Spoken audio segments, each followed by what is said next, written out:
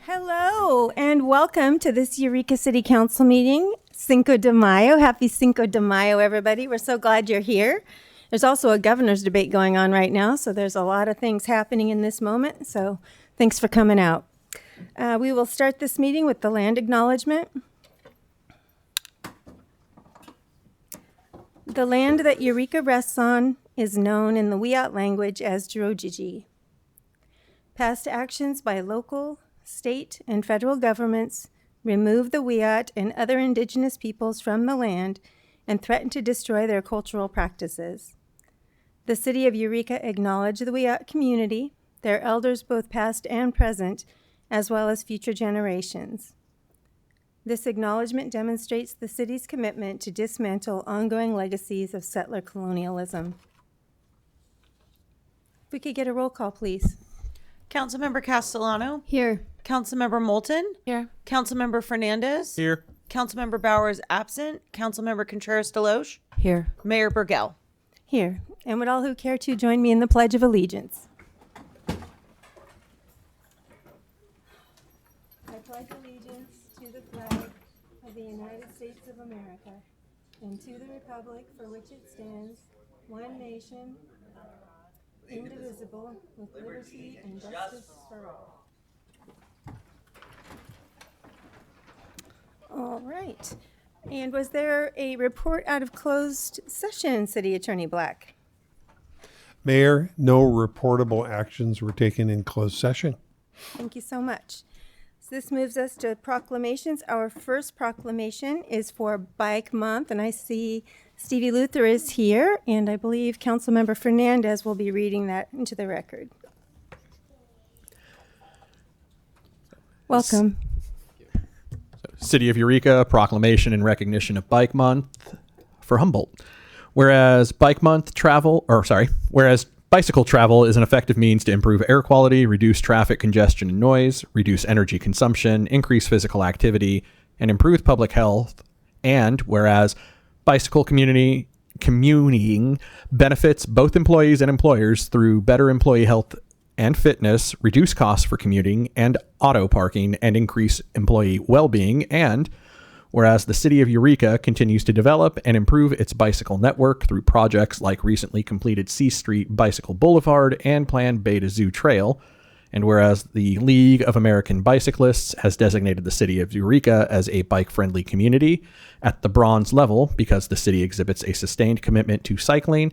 And whereas the League of American Bicyclists has designated May as Bike Month nationally, and whereas National Bike to Work Week is May 11th through the 17th, and National Bike to Work Day is Friday, May 15th, and whereas the Bike Month Humboldt Coalition offers many events for bicycle riders of all ages to bicycle in May, such as the bike-friendly business group rides along the Humboldt Bay Trail, and the family-friendly bicycle celebration at the Jefferson Community Park on Saturday, May 16th. Now, therefore, I, Mario Fernandez, on behalf of Mayor Kim Burgell and the Eureka City Council, do hereby proclaim May 2026 as Bike Month Humboldt in the city, to encourage all residents and visitors to ride a bicycle to meet as many of their transportation needs as possible, and to support and participate in these and other activities that contribute to the health of the community and the environment. And 3, urge businesses to provide bike parking and other provisions to support bicycle use in the city. And 4, encourage its residents and visitors to ride safely when bicycling in the city, and for motorists to be safe and respectful of cyclists sharing the roads of the community.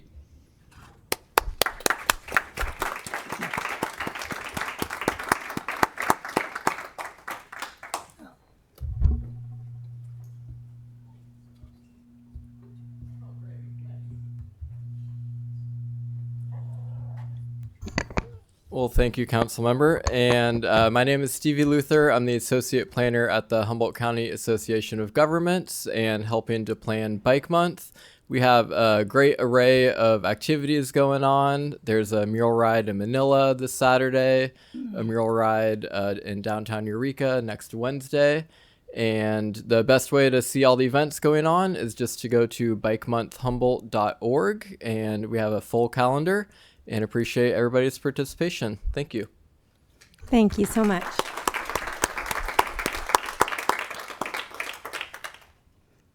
I noticed we didn't have a Ride Your Bike to Work challenge this year.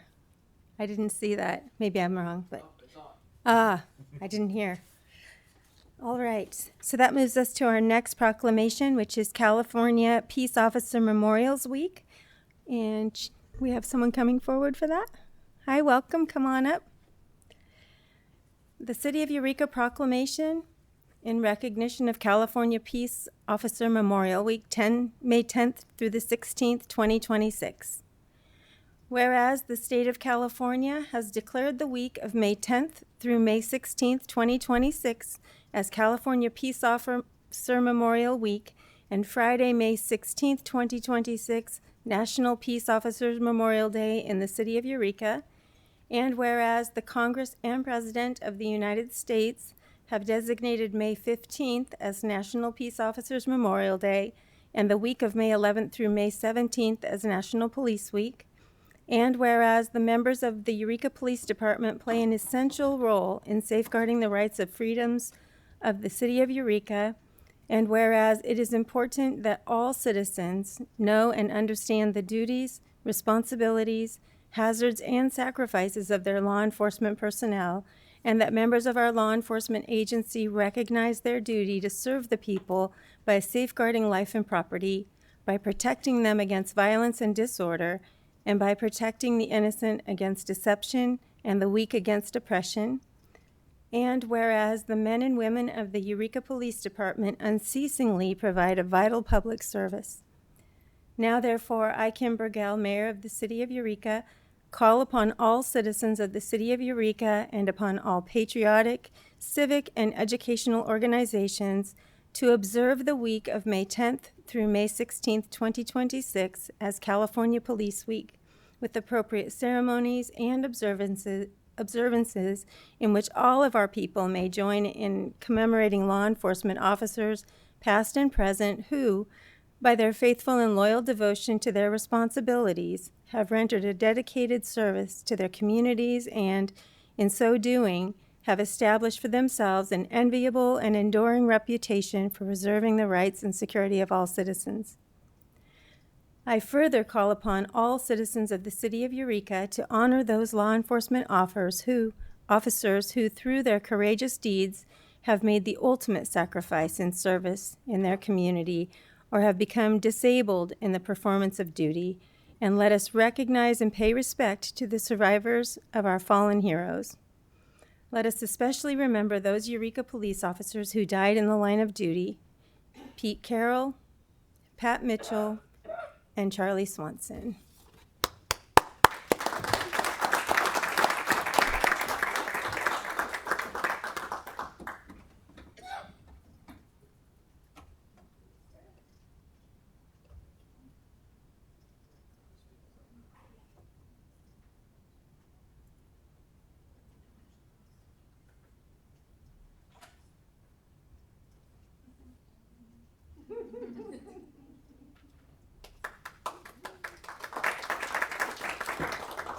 Good evening, everyone. My name is Joseph Couch, and I'm a patrol sergeant with the Eureka Police Department. Thank you all for being here. On behalf of the men and women of the Eureka Police Department, I would like to express our sincere gratitude for this proclamation recognizing Police Officer Appreciation Week. This week is not only a time to acknowledge the service and sacrifice of law enforcement professionals across our nation, it is also a time to remember those who gave everything in the line of duty. Tonight, we honor 3 members of our department whose names are forever woven into the fabric of our history. You already mentioned their names, but I'm going to go into a little more detail. Officer Peter Hugh Carroll, who died on October 31st, 1947, lost his life while responding to a call for service. Despite activated lights and sirens, the conditions that night led to a tragic collision with another patrol vehicle. Officer Carroll answered the call without hesitation, as so many officers do, and he paid the ultimate sacrifice. Officer Joseph Patrick Mitchell, who on December 1st, 1974, was killed while responding to a burglary alarm. Although he was off duty, Officer Mitchell stepped forward during a time of need when the rest of the city was already strained by civil unrest. His willingness to act despite the risks reflect the very essence of duty and commitment. Detective Charles Dwayne Swanson, who on November 21st, 1996, gave his life following the apprehension of a fleeing suspect. After a determined pursuit and a violent struggle, Detective Swanson successfully took the suspect into custody before he collapsed. His actions that day exemplify courage, resilience, and an unwavering dedication to protecting others. His son still works for us today. These three officers served in different eras, under different circumstances, but they shared the same calling: to serve and protect no matter the cost. Their sacrifices remind us that behind every badge is a person who chooses a life of service, a person who answered the call when others could not or would not. As we accept this proclamation, we do so not only with gratitude, but with a deep sense of responsibility to honor their legacy through our actions, to support those who continue to serve today, and to never forget the fallen. To the families of Officer Carroll, Officer Mitchell, and Detective Swanson, we remember them, we honor them, and we carry their legacy forward. Thank you.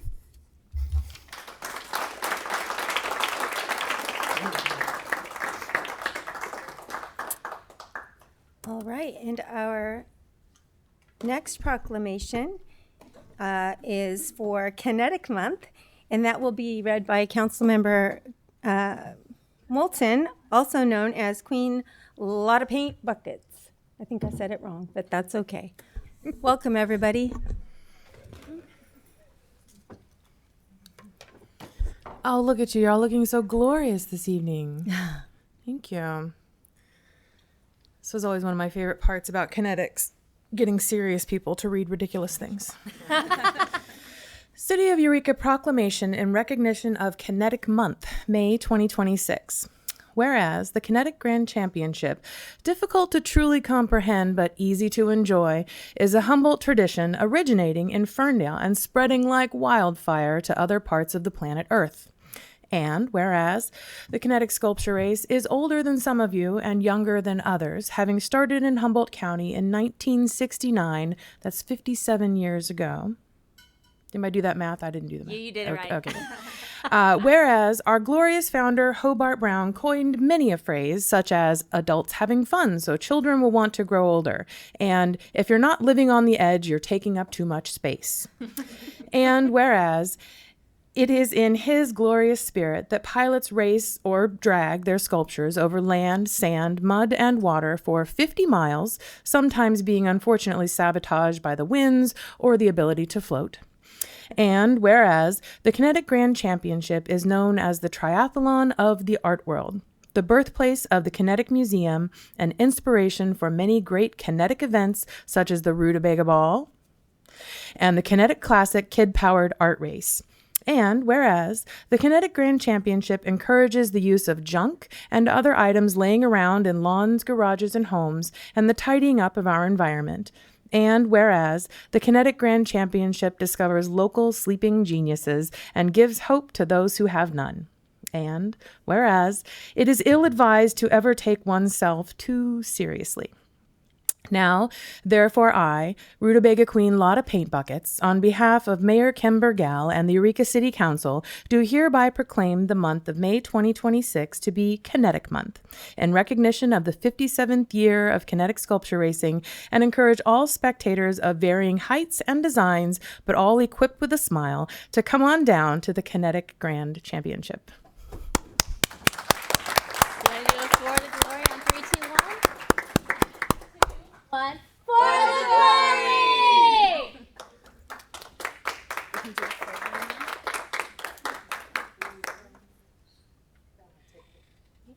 I'm going to shake everybody's hand. Good, shake it. Good to see you. Hello. Congratulations.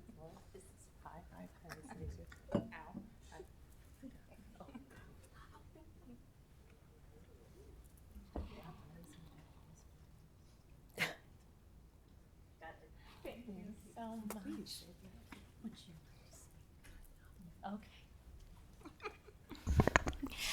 I want to say thank you so much for having us here today and acknowledging all of the amazing work that goes into the Kinetic Grand Championship. Are you whispering to me? No. I'm on TV. Cool.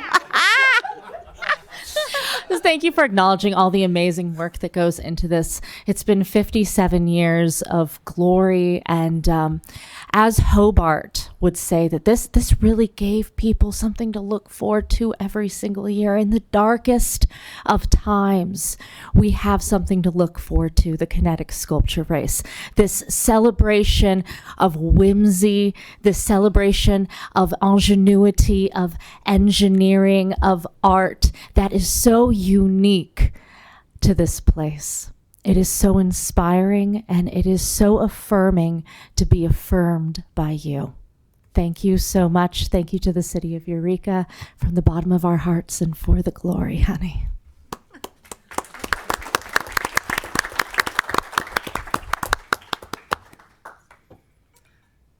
All right.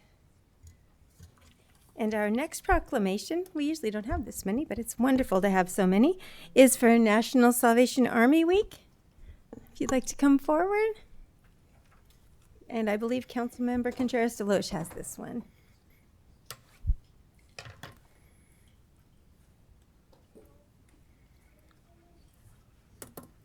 Welcome. Thank you. Whereas the Salvation Army has, for over 160 years, distinguished itself by providing service without discrimination to people in over 128 countries around the world, and whereas the Salvation Army has provided its services to Humboldt County from a central location in the city of Eureka since the early 1880s, with a permanent presence since 1888, and whereas the church has been operating at 2123 Tidd Street in Eureka since 1984, and whereas over 1,000 individuals each month are helped by our local Salvation Army with needs ranging from spiritual guidance and counseling to energy assistance, food and clothing assistance, and casework to help people achieve better, more stable lives. And whereas their youth programs support 24 or more children in weekly character building programs which teach history, citizenship, life skills, and integrity. And whereas they maintain active ministry groups for senior citizens, for women, for men, for home and care facility visitation, and for people in recovery. And whereas the Salvation Army maintains trained disaster response personnel and equipment to provide aid to our neighbors in need after fires, floods, earthquakes, and other disasters. Now, therefore, I, Renee Contreras-Deloche, on behalf of Mayor Kim Burgell and the City of Eureka City Council, hereby proclaim May 11th. You have May 11-15. Oh, I'm sorry. May 11th through 15th, 2026 as National Salvation Army Week, and commend the Salvation Army Eureka Corps and Community Center for providing continuing faithful service to our community.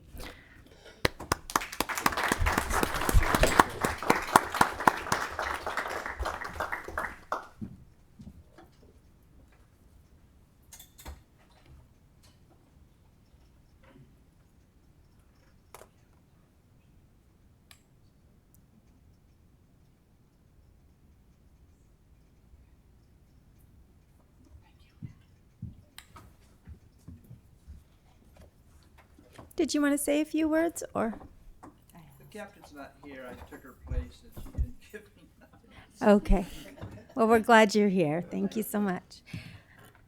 Our final proclamation of this evening is the proclamation for Older Americans Month, and Councilmember Fernandez will be reading that, and we have someone to receive that proclamation. It's me. Come on. It's up. actually. Oh, I'm sorry. I mean, it was here. I can. Castellano Okay, will be great. reading I'll that. read it.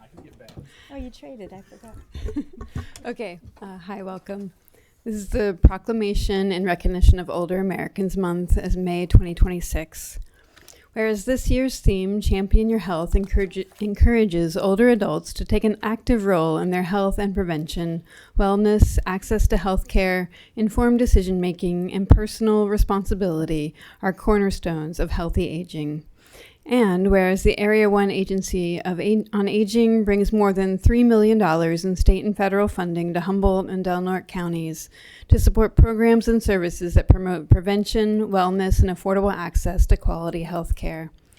And whereas these services include, with the support of the City of Eureka, the Volunteer Driver Program, whose 26 volunteers have, since July 2025, dedicated over 1,107 hours to providing 994 rides to older, disabled, or low-income individuals, averaging 77 years of age, over a total distance of 17,329 miles, equivalent to nearly 70% of the Earth's circumference, with over 40% of riders residing in the Eureka area.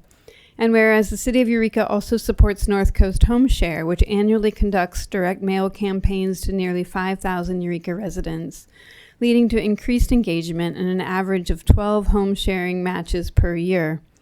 Since February 2020, North Coast Home Share has facilitated 85 matches, with the average guest paying $100 to $850 per month.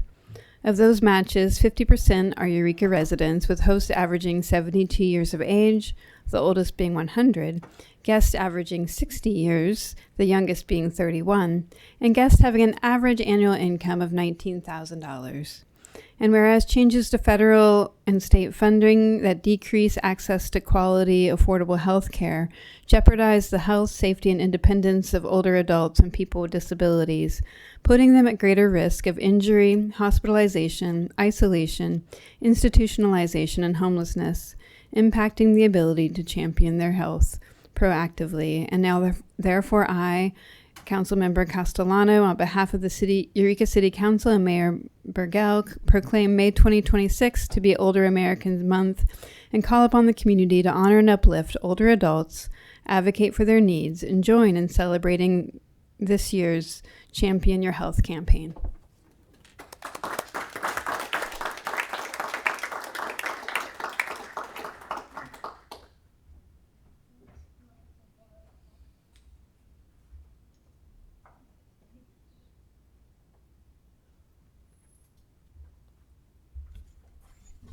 Welcome.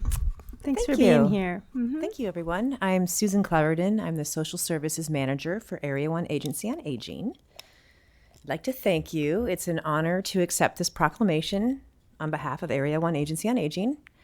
Older Americans Month gives us a chance to acknowledge the contributions, wisdom, and experience of seniors, which unfortunately isn't really woven into the fabric of American culture. This year, the theme is Championing Your Health, which emphasizes taking an intentional role in managing one's own physical and mental well-being, as well as focusing on prevention and wellness. Being proactive about health is important at every phase in life, but can become more challenging as we age for a variety of reasons. Many people experience increased physical limitations, an accumulation of health issues, changes in memory and cognitive abilities, and suffer the adverse effects of social isolation, to name a few. So I'd like to share with you a few ways in which the Social Services Department helps support older adults champion their health through our programming. Many seniors want to be proactive about their health and wellness, but they're not sure where to turn.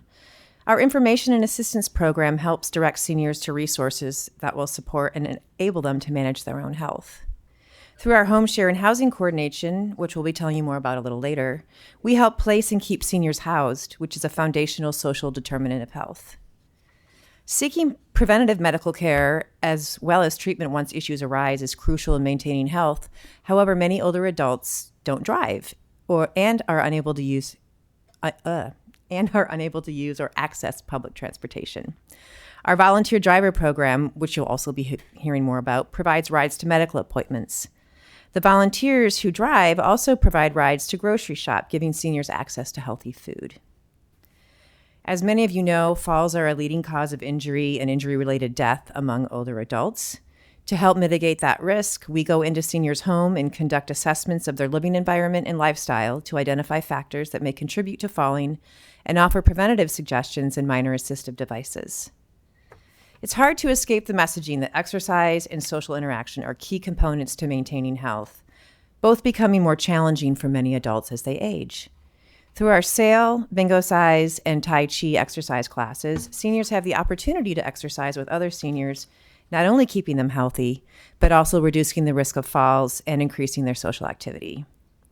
Although it is ultimately the responsibility of the individual to champion their own health, we can work together as a community to make sure the aging population has the information they need and the access and assistance required to live out their golden years in the best possible way. Thank you. Thank you.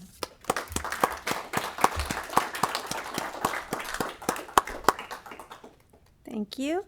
And I just have a few announcements about things happening around the city. Saturday, May 9th, we're having our mental health town hall. There are flyers out front. It's from 10 to 1 at the Wharfinger with Rick Griffin from the Neuro Leadership Academy. And he's going to be talking about brain health. The topic is, wait, why did I do that? Turning brain science into real life resilience. And so if you're not doing anything, even if you are, stop by. We'd love to see you 10 to 1 at the Wharfinger. Quarters for Carson Park is happening May 15th at the Adorney Center. It's put on by the Kiwanis Club. It's at 5:45 to 8 p.m. A lot going on at Carson Park, so if you want to be a part of that, I've heard that's really fun. Old Town Vintage Market's happening Sunday, May 17th from 10 to 4 at G between 2nd and 3rd. Friday night markets begin May 22nd. And then we heard this evening the Rutabaga Ball will be happening May 16th, and the doors open at 6. Shows at Eureka Theater starts at 7. So these are all events that are coming up in our city before our next council meeting, and we'd love for you to come and hang out with community. That's what we do. So we're going to move on to presentations. Area 1 on aging presentation. So Susan and Julie, come on up. I guess we're telling you more about these programs sooner than later. Oh, yeah, thank you. So I just press the middle button? Oh, the arrow. Yeah, okay, great. All right, well, we're here to give you the annual update on what's been happening in our volunteer driver program and our North Coast Home Share program. Just to give you a brief overview, the Volunteer Driver Program is a program that provides rides for older adults to medical appointments and to grocery shop. And so all of this data is starting at the beginning of our fiscal year, which is July through the end of April. And so we have 875 active clients that we can serve. Certainly not all of them are reaching out at once for rides, but they're active clients. And as you can see, more than half of them have disabilities.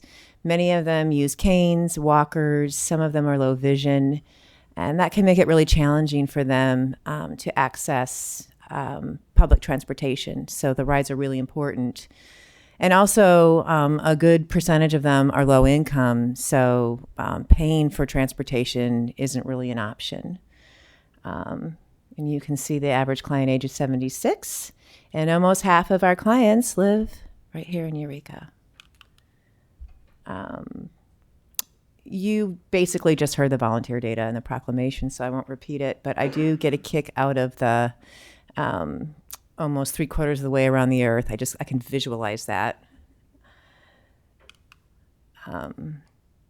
But I would like to just pause for a moment and say how important our volunteers are. It's only volunteers who are giving rides. If we didn't have volunteers, we wouldn't have this program at all. And just a little plug, it's real easy to volunteer for this program. You can give as few or as many rides as you want. And we do offer mileage reimbursement. So we encourage people to come check it out if you'd like to give back to your community and drive older adults around.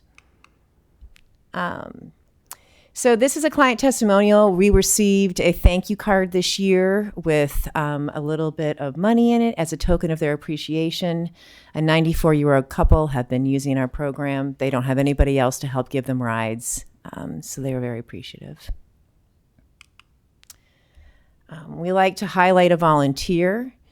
This year we're highlighting Gail Earlrich, and I chose her because each month the volunteers who want mileage reimbursement, which by the way, not all of them do, a lot of this are doing this completely for free, but I saw that she was driving kind of more than anybody else. So I thought, well, let's highlight her. And I was blown away when I started looking at her statistics. The number of, so she just had her 3-year anniversary on May 1st. She gave her very first ride May 1st in 2023. And in that time, she has driven almost 73% around the world, which is as much as all of the drivers cumulative this year have driven. She's done this in just 3 years. She lives in Fortuna, which is really great because when you live in Eureka and you're providing rides to people who live in Fortuna, it's just an excessive amount of driving. So she's been really helpful in being able to transport a lot of the Eel River residents.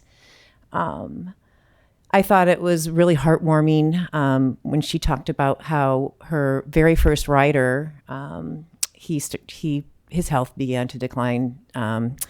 And on the very last ride she gave him, he was scared of going into the VA. And so she went in with him.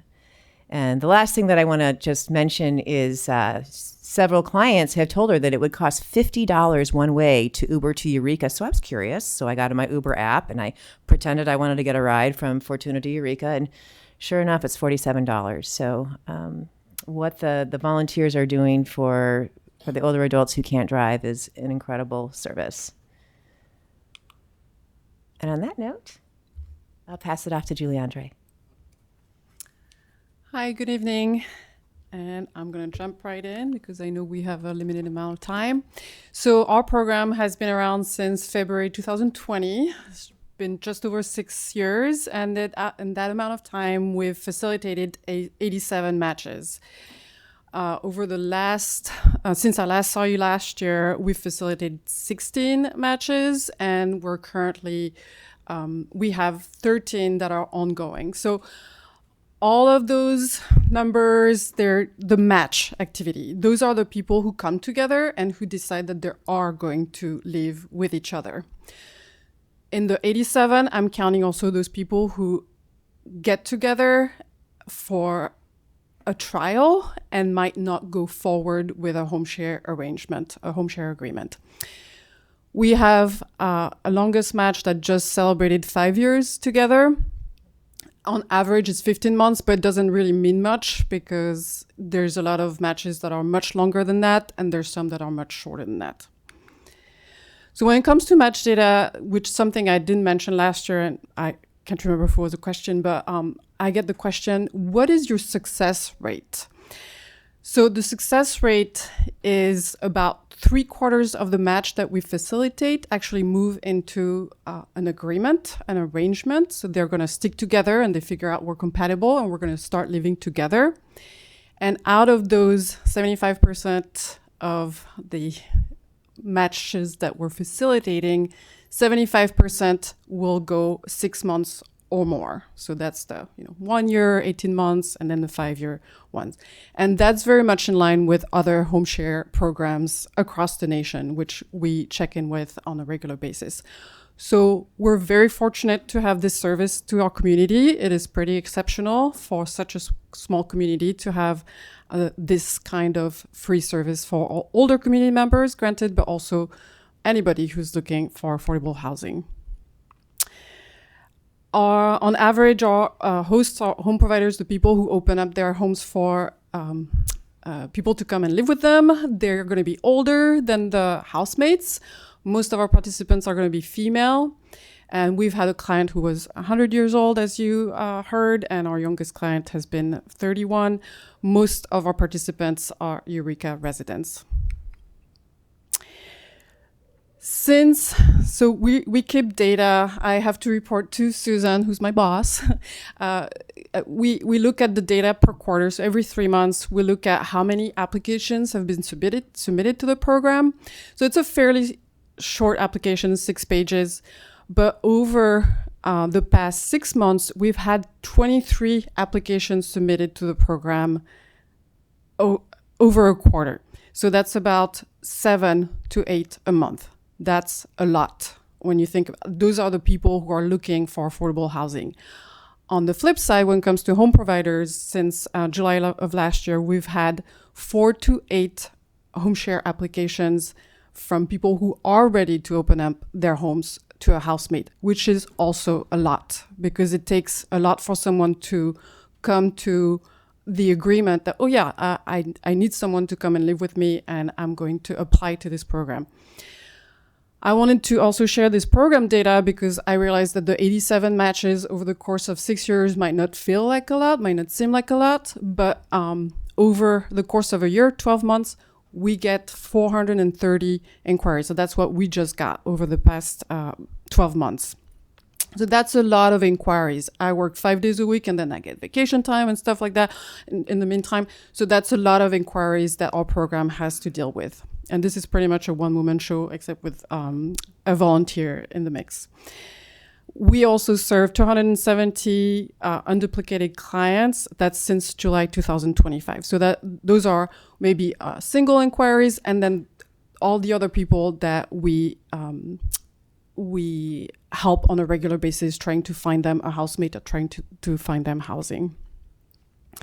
Real quick, also a client story. I really like this story from a Eureka home provider who had been sharing his home, and he had been organically sharing his home with people that he connected with over Craigslist. He came to us because he felt like he was kind of like a boarding home, like there was no connection with his housemates. He came to us and he said, I do have those expenses. I've replaced my furnace with solar, or, whatever. So he had some expenses that he needed to cover, and a housemate was going to help with that. But he also wanted his home to feel like a home. And as a mid-60s home provider who never had children, he accepted, and that's exceptional for our programs. That's the only time that's happened. He took in a single dad in his late 40s with a toddler.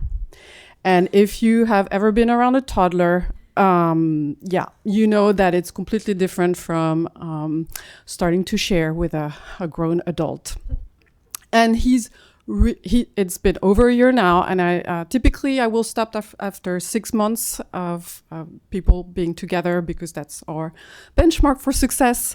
But I keep a relationship with people, and I just recently checked in with him, and he wrote me a really nice email where he's saying all those nice things and that it's a very comfortable living situation for him, no oddness, nothing alienating.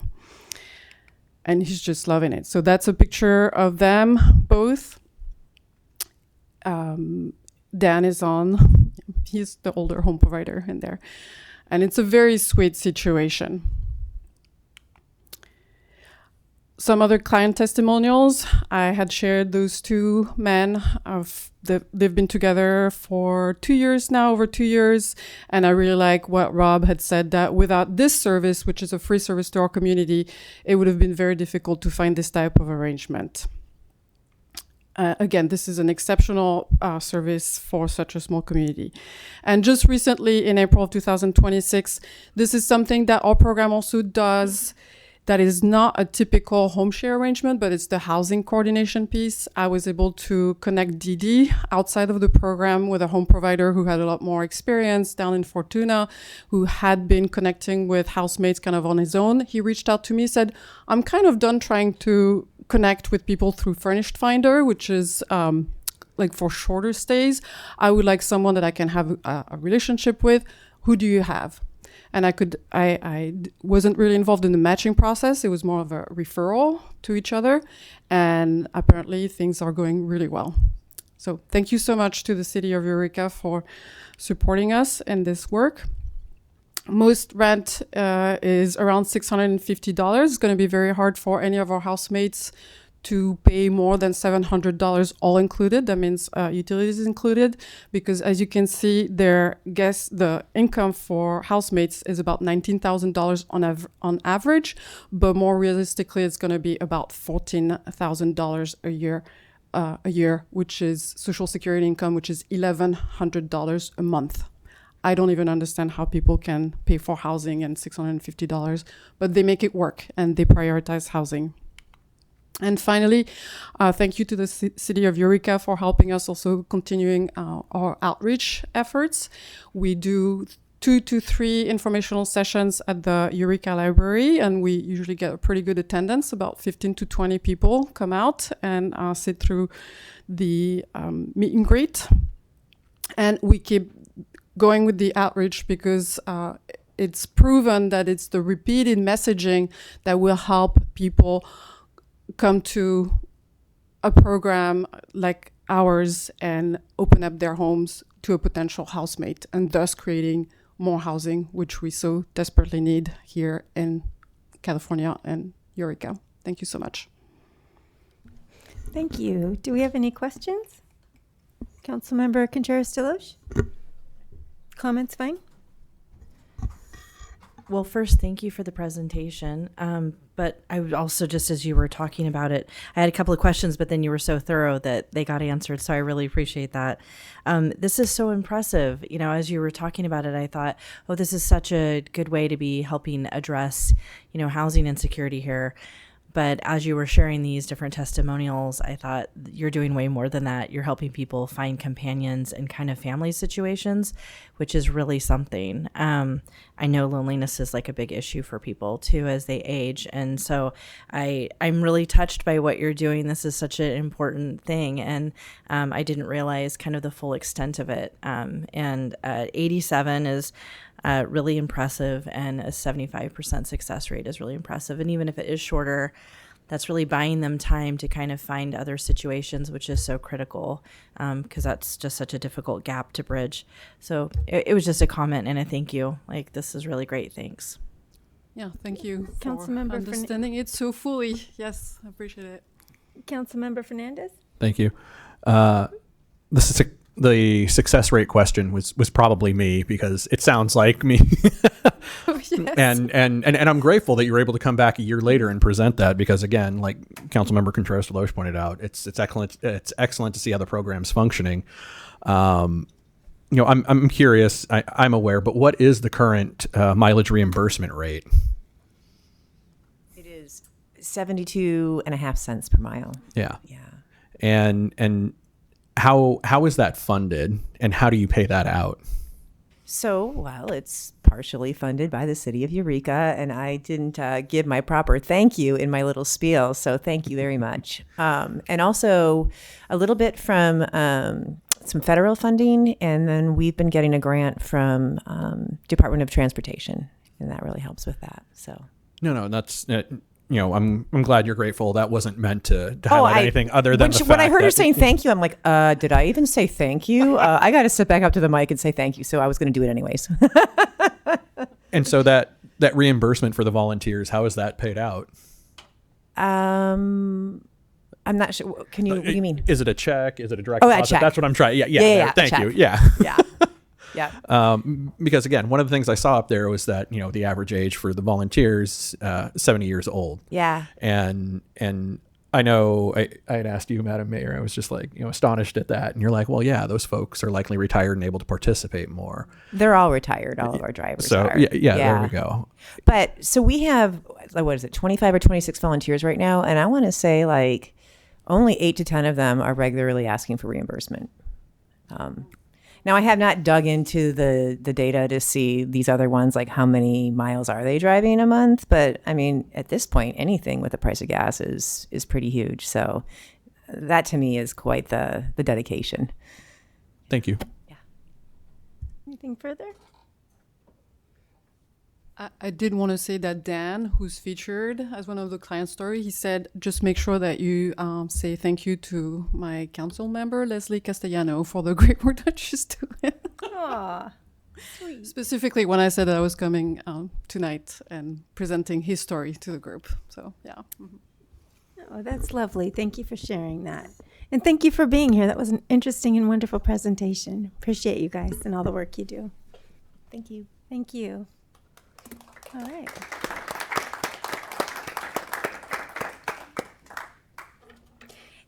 And I was remiss when I was talking about the town hall. I forgot to mention that there will be a translator. There will be Spanish translation there. So if you speak Spanish, please come. There'll be translation.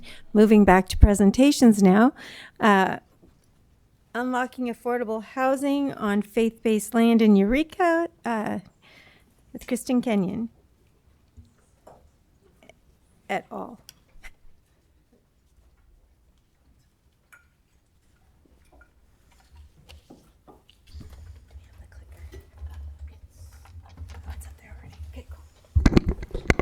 Good evening, Council, Mayor and Council. We had the great opportunity to participate as a client again for Professor Lori Richmond's undergraduate senior capstone class for planning and policy. And this time we picked exploring the idea of housing on faith-based properties. And what inspired that was this recent state law, SB4, that the students are going to talk about. And also, our current housing element has a policy encourage churches to build residential units on unused or underutilized church property. And so I gave the students a lot of options for how to explore this: policy analysis, case studies, interviews, outreach materials, GIS spatial analysis, and I thought they would choose one or two of those, but they did all of it. And the quantity and quality of work is really outstanding. And if you haven't had a chance to read their written report, I highly recommend it. It was linked to the agenda. And so with that, I'm going to pass it off to the students, and they'll introduce themselves. Thank you so much, Kristen.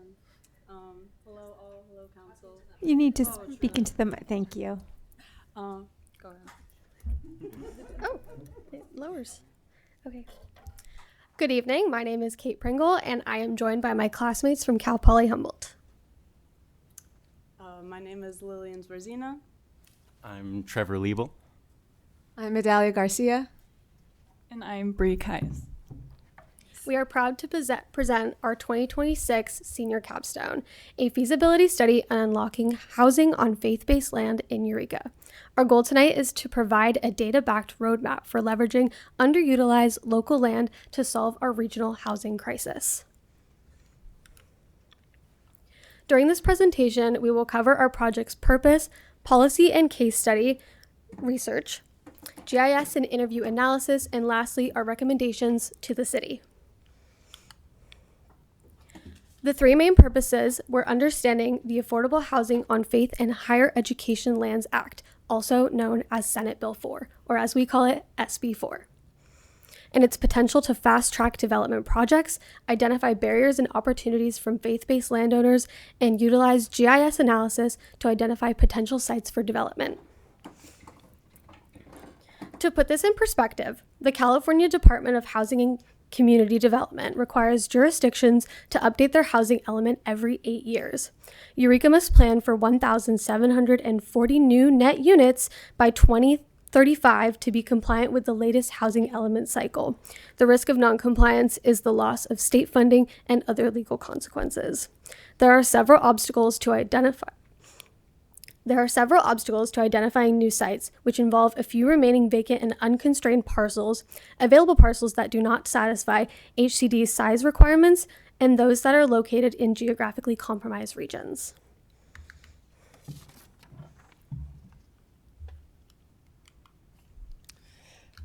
SB4 has great potential to fast-track affordable housing projects in Eureka.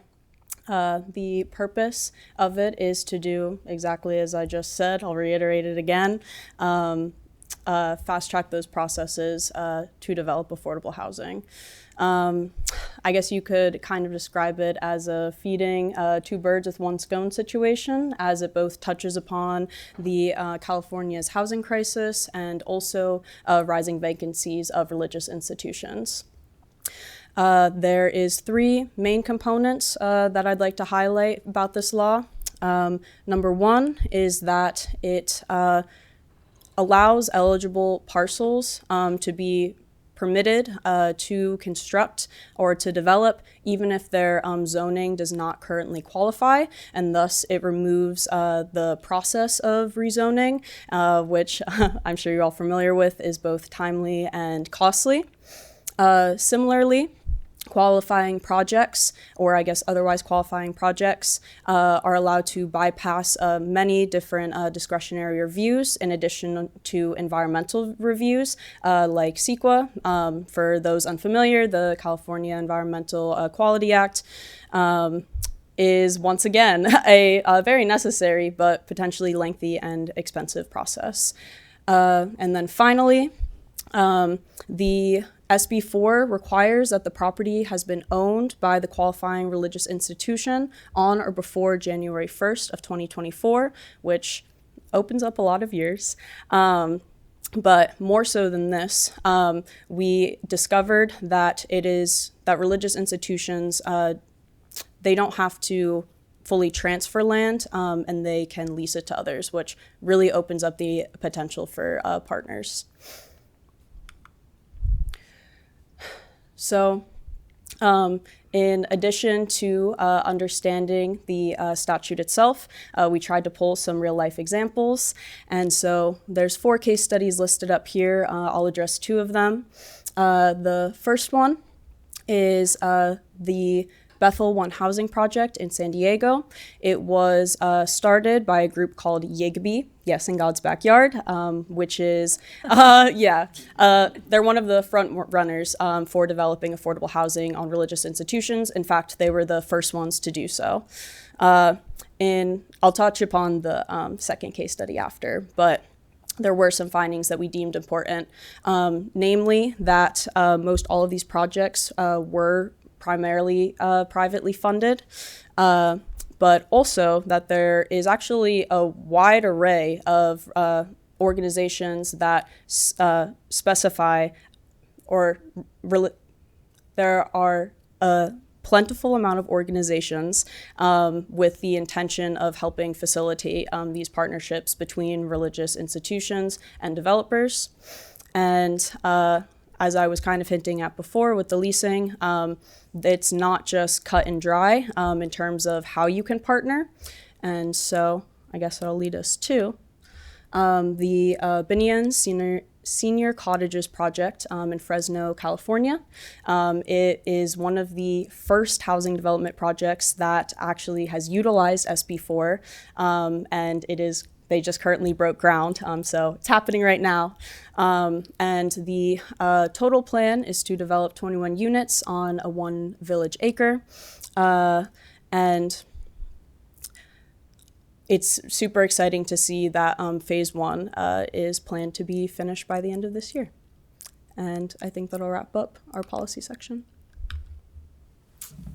All right, so in addition to the policy and the case study analysis, we also did some mapping and GIS analysis.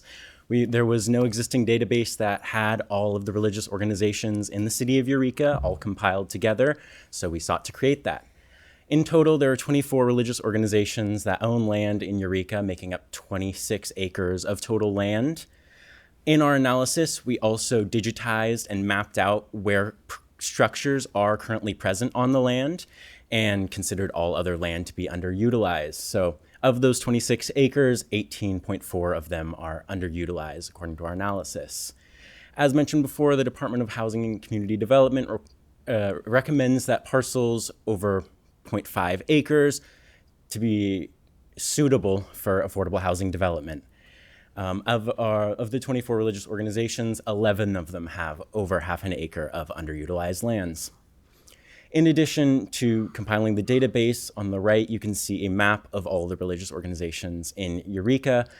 The color on the map represents their California Tax Credit Allocation Committee tax opportunity classification, quite a long name. But basically, this is a scoring criteria based on the services located around the area that is very important in the scoring criteria for affordable housing tax credits. So HCD likes to see affordable housing being put into areas that have high resources, and there are 2 sites that have high resources in Eureka, both located in the southeast portion of Eureka, 7 sites that have moderate resources, and 14 that have low resources. So this is the largest religious organization in Eureka. This is the Faith Center Foursquare Church. As you can see, they have a large parking lot, but also a large area that borders the slough. We reached out to Faith Center Foursquare Church in request of an interview, but they did not believe it would be feasible for their land, and they declined an interview with us. In addition, one of the other largest religiously owned parcels in Eureka is the United Congregational Christian Church of Eureka, which has 3.3 underutilized acres. This site has some challenges and some opportunity. As you may notice, a large portion of the site is currently covered in trees that border a creek. This would introduce extra environmental review that SB4 does not provide streamlining for, and might also introduce community opposition if the church members don't want to see their trees cut down. However, these two southern buildings are currently listed on Google Maps as being used as a child care center. In SB4, it explicitly allows for the ground floor of an affordable housing development to have ancillary uses. So in the zoning, it allows for child care centers to be that ancillary use. So there is potential on this site if the landowner wanted to work with an affordable housing developer to possibly get a new state-of-the-art child care facility constructed on the first floor and build housing on top. In addition to specific site feasibility, we also wanted to look at other more unique opportunities where affordable housing could be possible. This is a few blocks near F and Sonoma Street here in Eureka, and within these 4 blocks, there are 3 different religious organizations: Eureka First Baptist, First United Methodist, and Eureka Church of the Nazarene. None of these sites indicated that it would be feasible to develop affordable housing on their sites, but many of the religious organizations that we interviewed indicated that they would be interested in collaborating with other religious institutions. So there is possibility for that to occur here.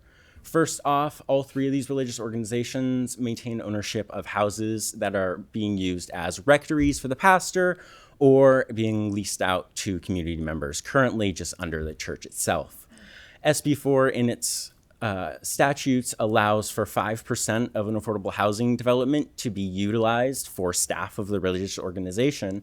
So there is a possibility that if these churches were to work together, they could build an affordable housing development and share the use of it through these rectories or through administrative purposes. And they don't necessarily need to share the actual worship hall. In addition, on the south end of the parcels, there is a large block that is currently only being utilized as a parking lot. In our report, we discussed that if these churches were to collaborate, they could alternate the timings of service or the days of service in order to share parking facilities and open up some more land for developing affordable housing. And finally, over on the right, we have the Apostolic Faith Mission Church. It's not amongst the largest of the properties that we identified in our analysis, but what is interesting is that the property is currently abandoned and is not being utilized as a church.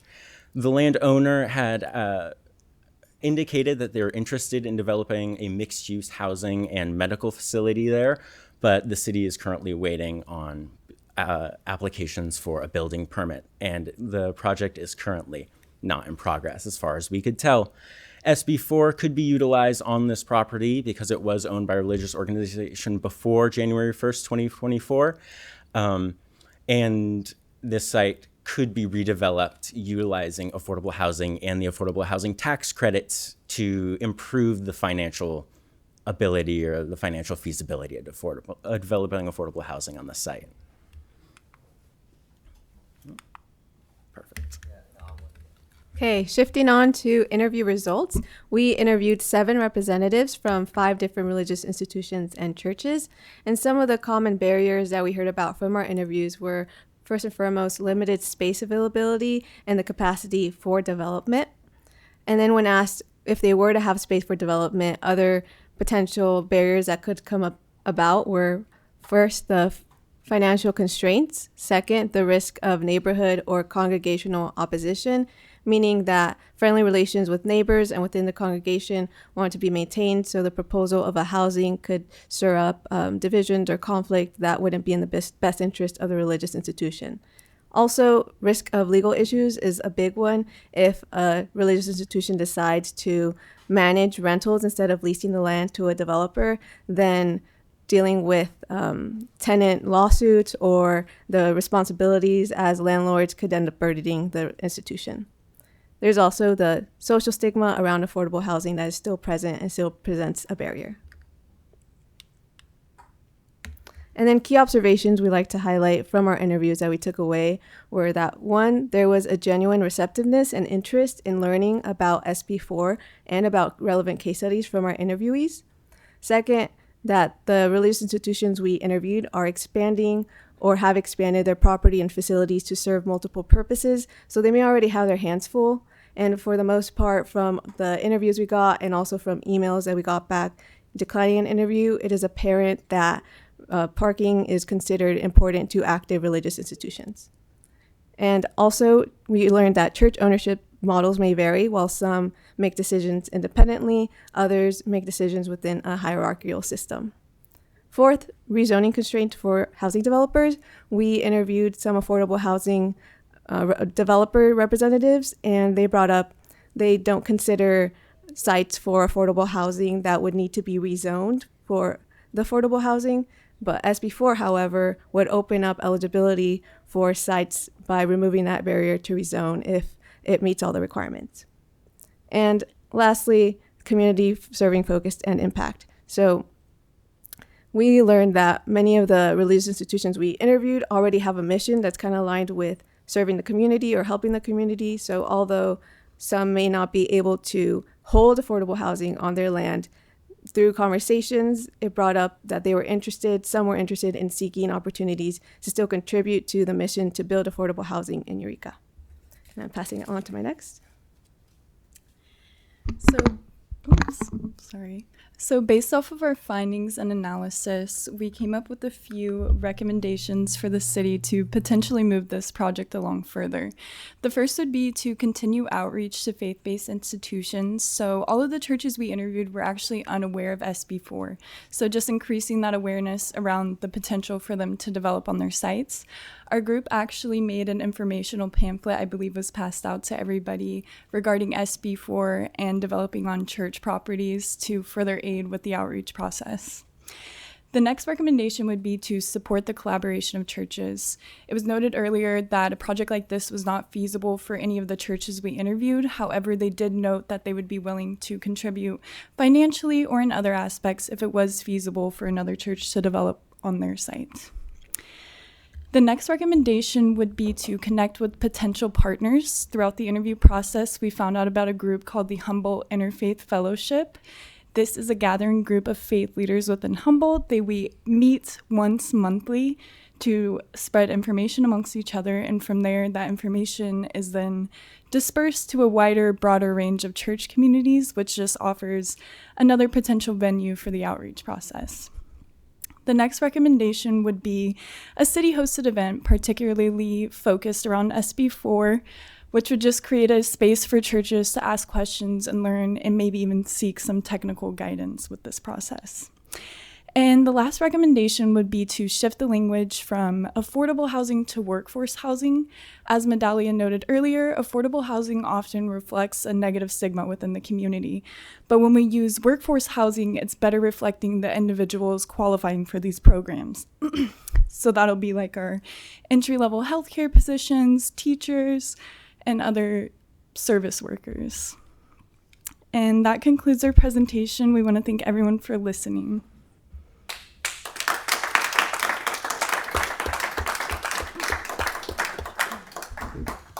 Thank you so much. Does council have any questions? Councilmember Moulton? First of all, thank you so much for the presentation. It's clear the thoughtful and deep and thorough work that went into this. And I love that this class, these projects are providing a genuine benefit to the city and genuine outreach efforts and great perspectives. So really digging into stuff is challenging. So having a group that's just like dedicated to do that incredibly useful. Thank you. I have some nuts and bolts questions. On some of the properties, there was a map where they were picked out as being high resource, mid resource, or low resource. And I noticed that the two that were high resource are kind of out there. So I'm curious if you can give, what do they mean by resource? What does that mean? Is it close to hospitals, close to grocery, close to public transportation? Yeah, so the CTCAC has a lot of criteria, and I believe that most of them are just generally referred to social services, how closely you said you are to grocery stores, the amount of transit that's in the area, as well as I believe healthcare. And I think they also include certain like social health or public health outcomes as well in that analysis, but I'm not positive. Okay, that's interesting. Actually, that's all I had. Thank you. Councilmember Fernandez? Councilmember Moulton, I think the few that you may have been referring to were down in like the southeastern corner of the map, that quadrant. They're out towards Cutton. My district. Okay. And so, you're thinking I see, maybe the resource Henderson is you. Center. Yeah, it's Okay. absolutely just me. Just come to Mario's house. But But yeah, you have Henderson Center there. You've also got behavioral health just over off of, what is that, H? So there's more resources there than there would be if you were getting out towards the zoo area, is what I'm thinking. Is that... It's high median income, Yeah, I was gonna say income as pollution, well. and I think health outcomes. And educational outcomes. Education, yeah, that's the other one. So some of the questions I had was, going back to workforce housing, you were saying that there's a social stigma around affordable housing. And so we're aware, but what was it that you were hearing in these interviews, if anything, around that and that definition of affordable housing?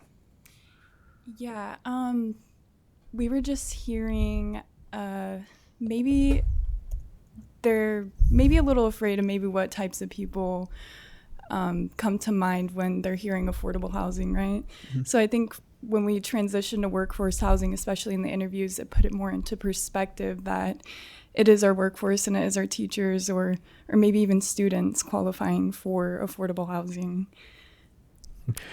And one of the things I noticed on the pamphlet, and please tell me if I'm wrong in my assessment, but what is it? Open it up. Third panel, Humboldt County area median income $93,900 a year. That sounds high. That's why. And if I'm sorry, can you repeat? Yeah, in the third panel, it says Humboldt County area median income $93,900. The chart was found. It was given to. I can clarify. It's the state sets the median income at that level, and that's what they use to establish affordability levels. Right. And I think like Councilmember Moulton just pointed out to me, that's the median income for a family of four. That's where I was getting lost. I was thinking median income for an individual. I was like, hold on here.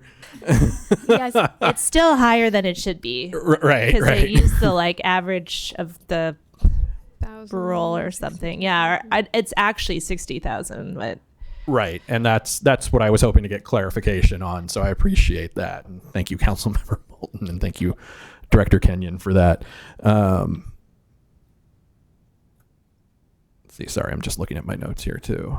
Yeah, a lot of the ones that you had highlighted are actually in my district, and those are ones that I drive by regularly, and so I've been curious about the interaction, and I'm really grateful for the effort and the work that you've put into this project. And one of the solutions, or at least one of the tactics that you had highlighted, was having some sort of workshop or putting something together for community outreach. And I know Councilmember Contreras-Deloche and I are on the emergency shelter guidelines ad hoc that we've put together. And I know later this month we're meeting with a few community groups, and to put it out there, because this is where we have to have the discussion. If anyone from your work group, or if Director Kenyon, you might be available then to meet with us in some of those community groups. We're looking at, what did I say, the 29th? I'd have to go back and look in my email, but I'm not fabricating that date. It's somewhere at the end of the month. And this is your senior project. Are you even going to be around at that point? I'd hope you are, but yeah. I will. But yes, that is an invitation then to make this work more tangible if you all are open to it. And we can follow up after the meeting. Thank you. Thank you. Councilmember Castellano. Yeah, firstly, thank you for your report and all of your work. I think it's such a valuable presentation that you gave and a real asset for our work around, just creating more opportunity for housing in the city. And you got to interview my next door neighbor church, Pastor Nate, who's, I think, a pretty great guy. And I was curious, when you're talking about church collaboration, because I'm a big fan of, like spaces being used, right? And often churches are used, once or twice a week and they're emptied. Were any churches possibly interested in, maybe collaborating on service times and then even possibly like selling or land banking their church entirely so that it could be used for housing? And, did any of that kind of thinking come up, that like churches could just collaborate and sort of consolidate into one church and then have maybe like just open up churches for, entire use for housing? Before I pass it off to another one of my team members, something that we noted from interviews was that different pastors work at different churches. So I think that is something to also take into consideration, is that could be a possibility of making the service hours, the times work for that as well. Additionally, I believe that there was a large kind of neighborhood connection for a lot of these churches. When we interviewed these religious leaders, a lot of their congregation have been going to this same church for a very long time, and it's a part of their routines. And I imagine that we would be more successful on the kind of collaboration around scheduling and timing, but it would probably be a lot more challenging to get these churches to agree to do a full land transfer in that regard, unless it came with some pretty serious benefits for the church itself, for the congregation. I feel like one of the things we noticed is the neighborhood presence, and that kind of really hyperlocal community was really important for the congregation and for the leaders. I did just also want to add, Medalia, please remind me the name of the first church that we went to. Eureka First Baptist. Okay. When we were at Eureka First Baptist, the pastor there did mention that he was doing everything in his power just to bring people into his space, and they have a cafe, and they do rent out one of their recreation rooms to people to have events.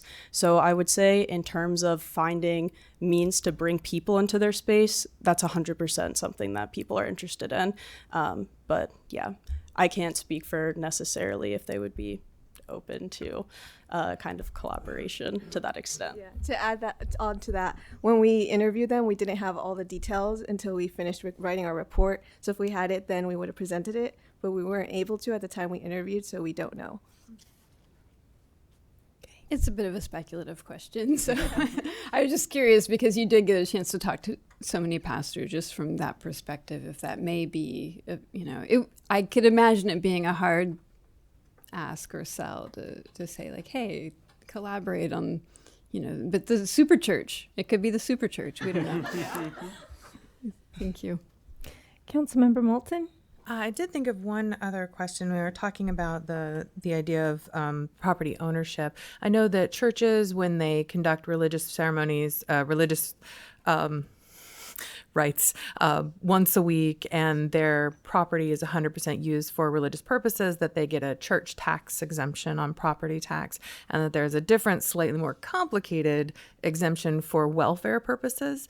Did this come up in your conversation? Does SB4 address property tax exemptions that churches might have to change or lose potentially if part of the property becomes housing instead of used for religious or welfare purposes? So from our understanding of that, if they were to take a portion of their land and designate it for non-religious purposes, that would not be able to fall under that religious exemption for tax purposes. However, that might be able to be, the increased tax that may come could be counteracted by a leasing program where the leasing income from an affordable housing developer and manager could cover the increase in property taxes and then some. Would probably be in the religious organization's best interests.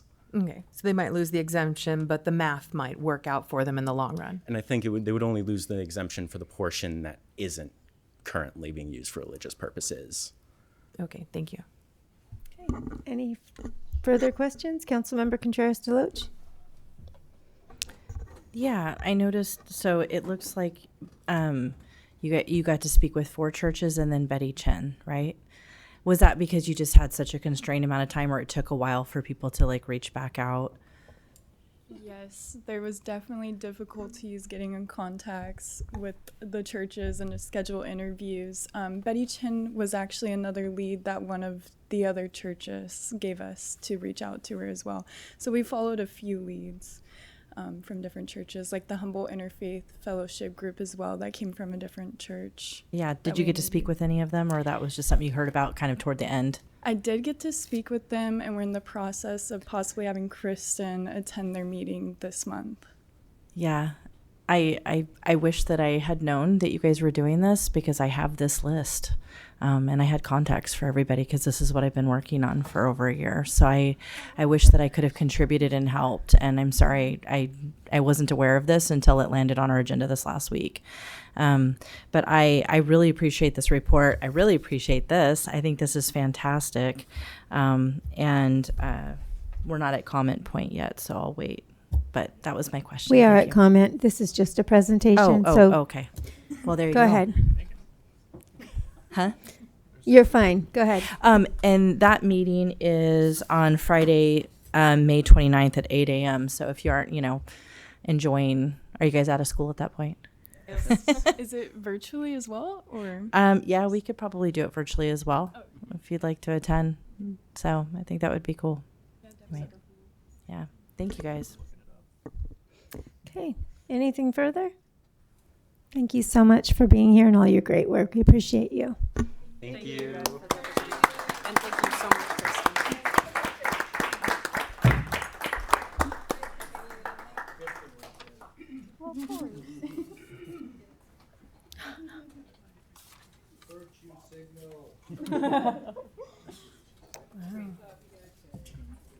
Virtue signal.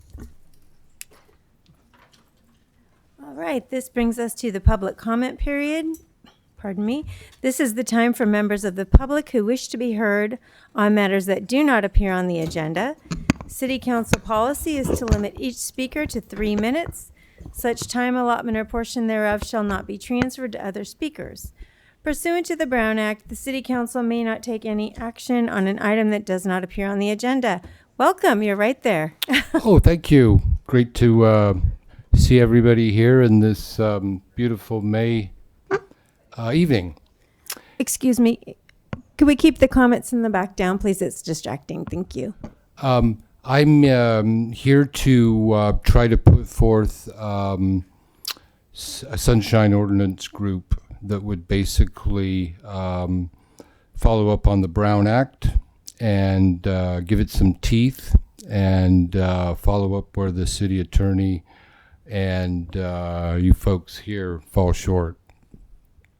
So the reason for that is that there are glaring examples in California of where the government has gone off the rails and gone into very woke and anti-citizen legislation and ordinances. And we want to know how much of your budget is going to citizens, how much is going to non-citizens, and which nonprofits, which profits, and all that stuff needs to be readily available. And so people can walk in here and talk to you people instead of just listening to presentations and virtue signaling and going back and forth, when we know that public housing in church domains is not going to work. Simply, you go to a place of worship to get above humanity. And there are a lot of better places to put public housing in Eureka than in places of worship. But listening to it for more than a half hour and you guys going back and forth virtue signaling kind of sets the tone for what's going on here. So we want a sunshine ordinance to go through your minutes, go through your records, go through your financials, and bring the light of government to the public. Thank you very much. Thank you. Is there anyone else in chambers who would like to comment on an item not on the agenda? Seeing no one, do you see anyone on Zoom? I see no one on Zoom. No one on Zoom. Okay. This brings us to council reports, and we will start with Councilmember Castellano. Thank you. Sorry, hang on just a second. Okay, there you go.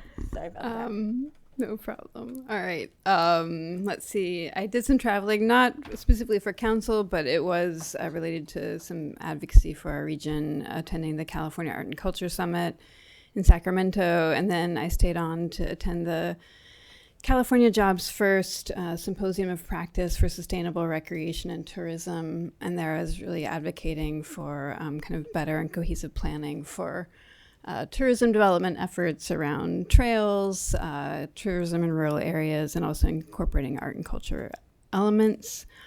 I attended a series of planning meetings presented by the Humboldt Transit Authority and HCOG that were around bus transit planning and kind of looking at, when you have limited funds, how do you make choices around frequency of ridership or kind of total numbers of rides? Like sort of like, are you concentrating rides in areas with the densest population, or are you kind of trying to reach the greatest kind of land area or mass, and kind of just like how to kind of balance out those different needs and priorities? Some people here in chambers were there. I also attended a Eureka Main Street Economic Vitality meeting. And let's see, I am planning, and unfortunately I'll miss the town hall on Saturday because I'll be at the Eureka Main Street Spring Festival there in Old Town, and I'm going to be painting 7 dumpsters in Opera Alley that day from 11 to 4 p.m. With flower stencils, just a way of how can, in sort of like one short pop-up session, we can create a little bit of beauty there in Opera Alley just off Clark Plaza. So if you have flower stencils and you want to come out and join me in doing some painting, I'll have some paint. I also have a lot of stencils I'm bringing, but come on down. That's what I've been up to. So, Councilmember Castellano, I didn't report out on that. So the Eureka Main Street is, do you know the time of that for the public? 11 to 4. Okay, on and it's Saturday. all through Old Town, or just? It's through the Eureka Main Street district, which, is a little bit, it's Old Town and downtown. And it's, a lot of businesses are going to be open, sidewalk sale, there's bands and live music, and it should be really fun. Some kind of special activities in different shops and local businesses. Thanks so much for clarifying that. Yeah. Councilmember Moulton? Thank you. Thank you, Mayor. Let's see, I have no travel to report.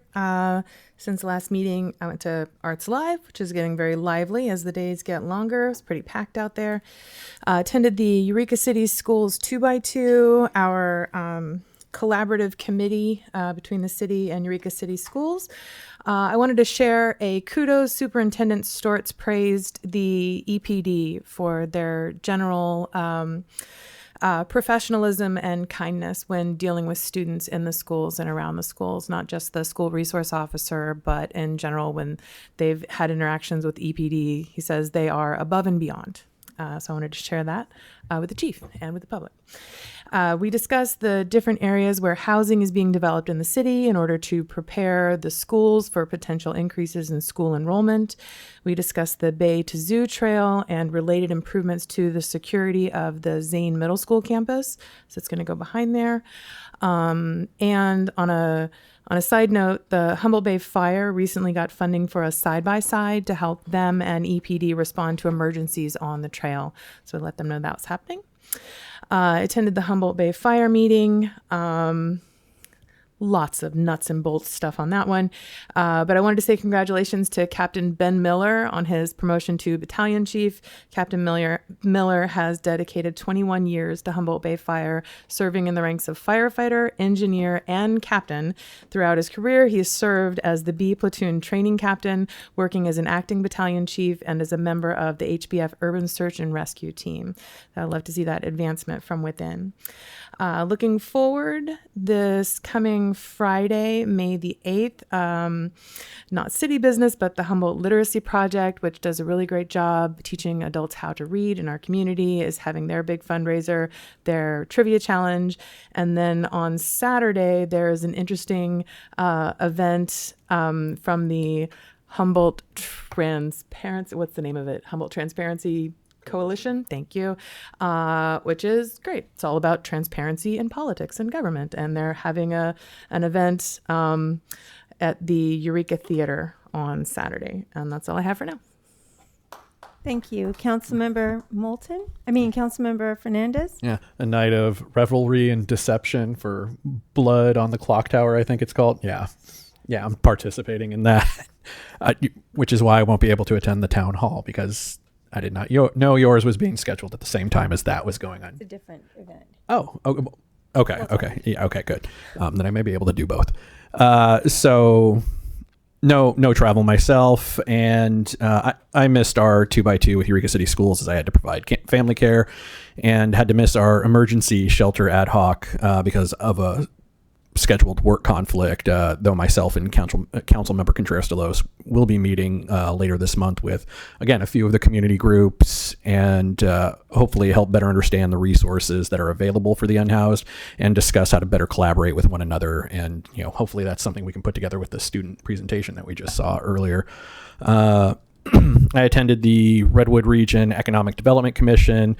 We've recently updated our bylaws, which are always fun.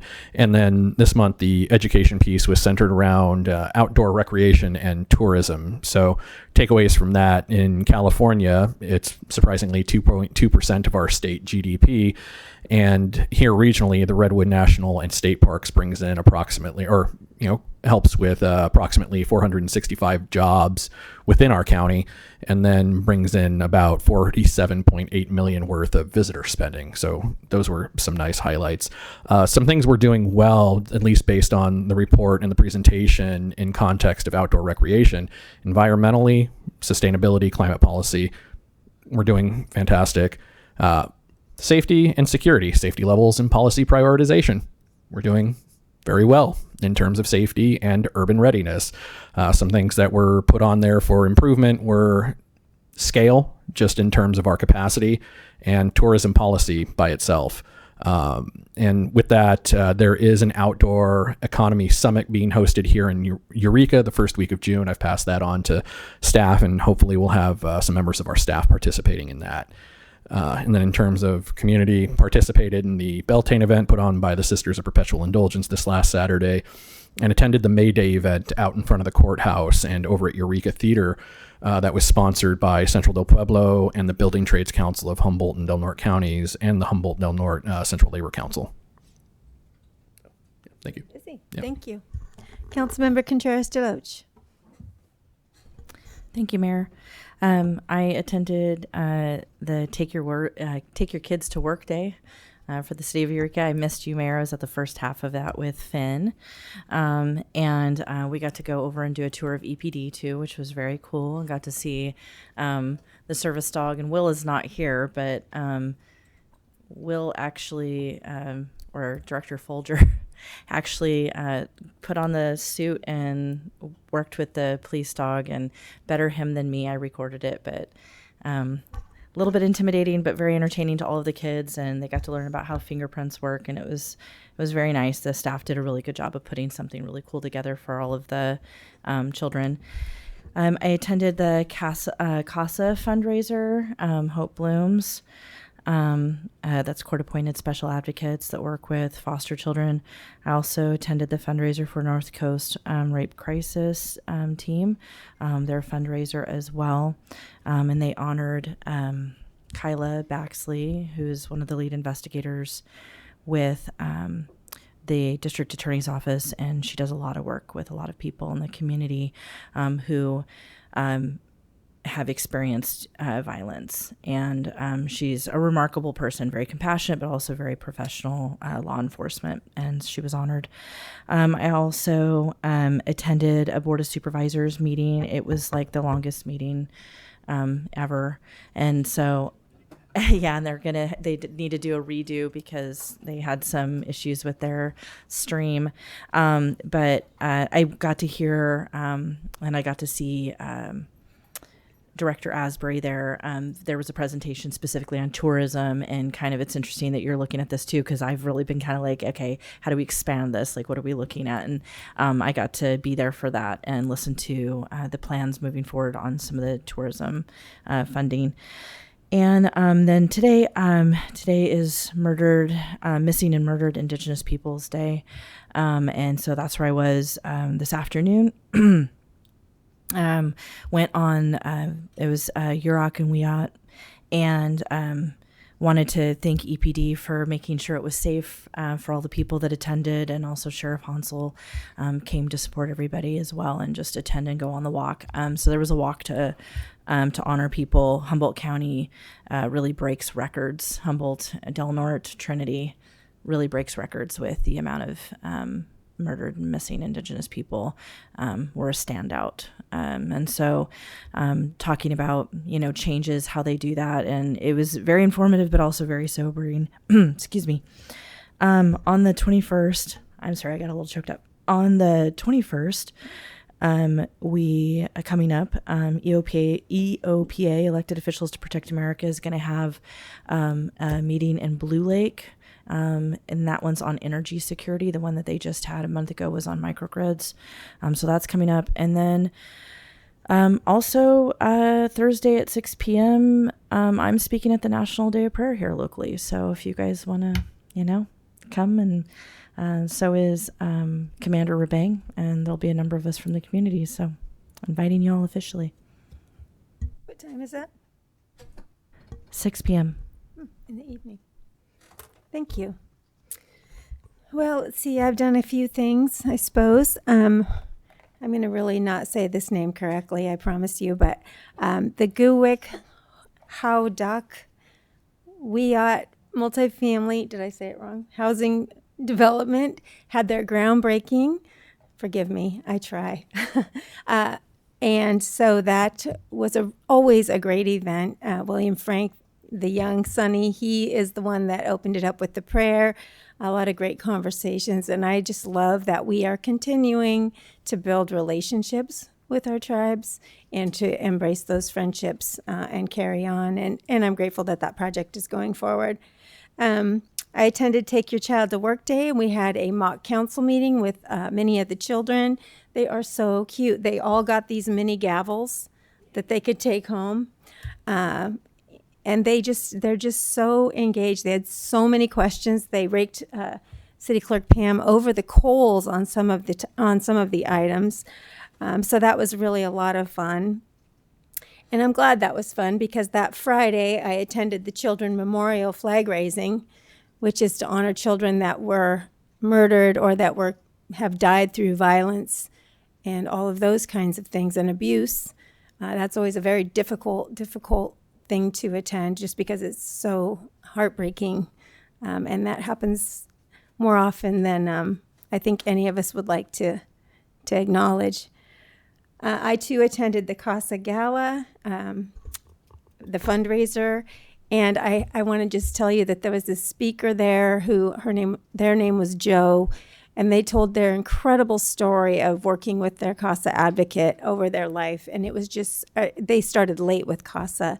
And it was just so beautiful to hear the success story in that. And it just, for me, it always just affirms that, we are resilient. We may not be rubber bands, but we do make impacts with the way that we treat people and the way that we interact. And I just really appreciate that. Let's see, I went to the HCOG special meeting where we discussed the RENA numbers and the, not the petition, what was it? We filed what do they call it? It's escaping me right now. Please refer what you're talking to again, please. Oh, I'm talking about HCOG, and we sent a letter in for the opposition to the RENA numbers. What's that called? So we appealed the calculation for the RENA numbers. Thank you. Yes. I could not think of the word appeal to save my life right there. But we discussed that, and that has been set aside. And we also will be hiring a new executive director, and I'm on that committee, so that's kind of fun. I attended Dancing in the Rain for North Coast Rape Crisis, and again, it was such a beautiful event, well attended, and so important. And both CASA and North Coast Rape Crisis, they're experiencing huge cuts in their financing, and they're critical services for our community. So I would encourage people to reach out if you can and be supportive of them. Let's see, I spoke at the American Association of University Women last Saturday. And that was really, they're just great women. And then lastly, and very interesting and engaged. And then lastly, Councilmember Moulton mentioned it, but I'll mention it one more time. Friday night, the Humboldt Literacy Project is having a fundraiser. It's a trivia contest. It's at Sequoia, Conference Center. Yes, Sequoia Conference Center, 5:30ish, and we'd love to see you there. Help support reading. You absolutely can. I just wanted to say that you can enter as a team of 4, or you can enter as an individual, and the individuals also get to participate in the contest and submit joke answers and bet on the other participants and things like that. So it's a great way to support learning and reading learning in our community. And it's always a fun event. So that moves us to the consent calendar. All matters listed under this category are considered to be routine by the City Council and will be enacted by one motion. Pursuant to City Council Resolution 2011-22, if a member of the public would like an item in the consent calendar pulled and discussed separately, the request shall be made to a council member prior to the meeting. Unless a specific request is made by a council member, the consent calendar will not be read and there will be no separate discussion. And we will be pulling G5. But could we get a motion to accept the rest of the? I'll move that we remove item G5 and approve the remaining consent calendar. Second. Okay, we have a motion and a second. Please vote. 4 yes votes, Councilmember Bauer absent, motion carries. Okay, so G5 is a request for a fee waiver for the 2026 Kinetic Sculpture Race Day 1 and Kinetic Fest. An overnight stay. I'm just reading it out loud and to let you know that Councilmember Castellano will be recusing herself. Did you want to take care of that? And then we'll bring it over to City Manager Slattery. Thank you, Mayor, and good evening, Mayor and Council. This item here is related to the Kinetic Sculpture Race. Annually, they request a waiver of the fee for the rental of Halverson Park and also a waiver of our no camping overnight in our parks as a part of their event that they host down at Halverson Park. So staff is recommending that you waive the fee and the one-time camping overnight for the event this year. Great. Do we have any questions from council? Councilmember Moulton? Just for transparency's sake, what is the fee for renting Halverson Park that we're waiving? I'm not going to be exact, but I believe it's about $55 for 3 hours, and then there's additional hour charges after that. It's very nominal. I would say it's less than $300 for the amount of time that is there. Yes. Thank you. Councilmember Fernandez? And how long have we been doing this for this event, and what are some other groups we've done this for? We've done it for many events. We've done it more recently for Juneteenth. We've sponsored certain events, which includes Canifest, and that's been waived. Bark in the Park, I don't think they get a waiver. But yes, The we've Kite done it multiple. Festival. What's that? Kite Festival. Oh, the Kite Festival, yes. Okay. Any further questions? Seeing none, we'll open this item up to the public. Is there anyone in chambers that would like to comment on this item? Come on up. Hello again. So beautiful having access to Halverson Park there by the bay. Apparently it used to be the site of a historical mill. And yeah, it's great to see the different events there. My concern is that the dogs are pooping out there, and residents are not picking up after their dogs. And that's pretty much routine around the city of Eureka. You see a lot of dog feces. So excuse me for a moment, but this actual item is to do with waiving the fee for the kinetic Yes, I sculpture realize race. that. I So think if we that's a could great. stay on task. We Okay. should definitely waive that fee, but yeah, there needs to be more enforcement of people and homeless people with dogs that don't pick up after themselves, because a space like Halverson Park is ruined when you have nowhere to put a blanket or put a. So yeah, So I'm gonna waive the direct you- fee, okay. but with conditions of dog and pet more cleanliness, basically. Thank you. Thank you. Is there anyone else from the public who would like to comment on this item? Seeing no one, do you see anybody on Zoom? I see no one on Zoom. So we'll bring this back to council for a motion in a second. Councilmember Moulton? Sorry, I'll move staff recommendation, please. I'll second. We have a motion and a second. Further comments? Seeing none, please vote. 3 yes votes. Councilmember Bauer absent. Councilmember Castellano absent.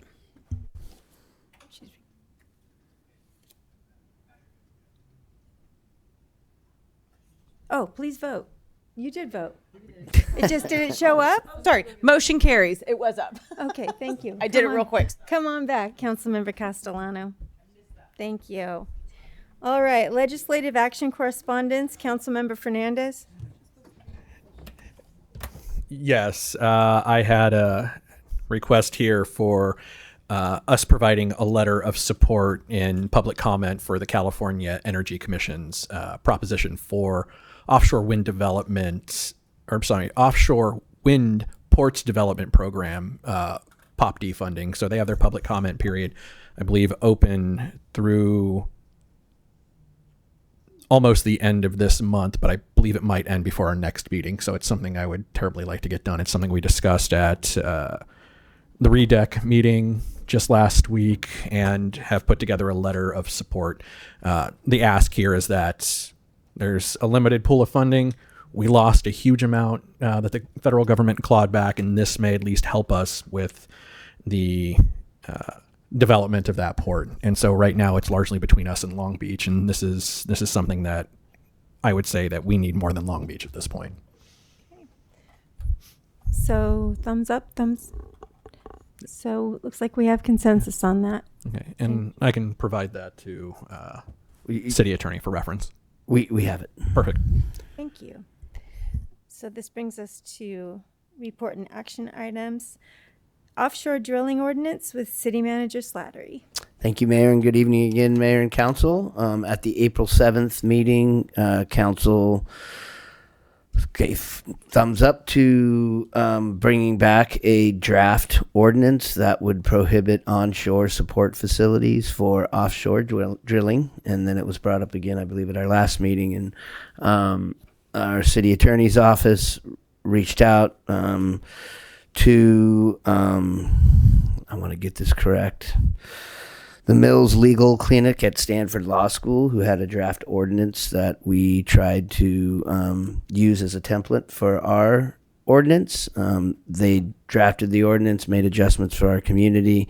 That was forwarded on to our development services and our planning division for review. They determined that that ordinance wouldn't work for the city of Eureka due to the fact that we have coastal dependent industrial property that's in our coastal zone. By ordinance, it wouldn't supersede our local coastal program. And so using that as a template and trying to use that as a way of preventing onshore support facilities for offshore drilling would be a much more onerous project. It would require that we amend our coastal dependent industrial zoning district. Right now, those type of facilities are principally permitted.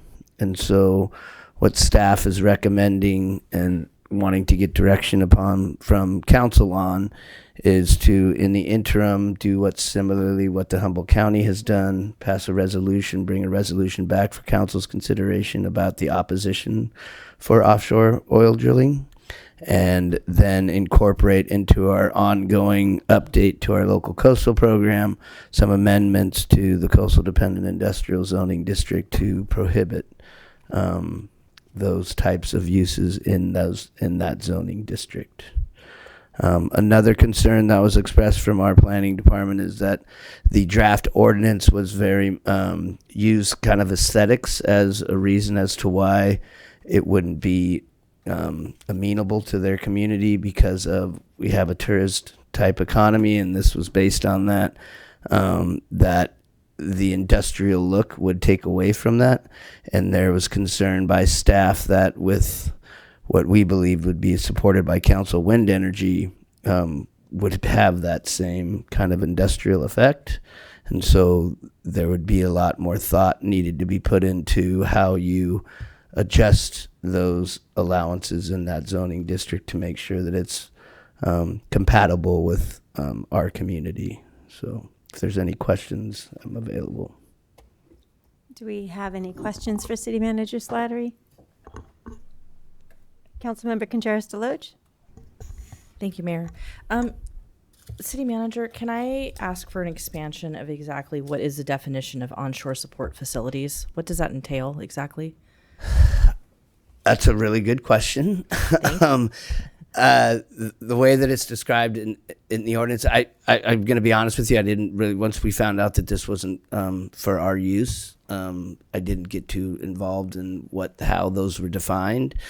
There are definitions and there are ways of categorizing onshore support facilities for offshore drilling that I don't think that's going to be an issue in defining that and trying to prevent that from happening. I think mainly my reason for asking this question is, there's a discussion around offshore wind, which would place very large, 900-foot tall cranes, and we'd have barges going in and out, and clearly that would be visible, which, I think demonstrates a problem with a focus on any kind of visibility issue as being a reason, like what we just talked about. It would seem, I don't know if the right word would be hypocritical, but, to say that about something on site for drilling, but not with, if it was just based off of visual aesthetics.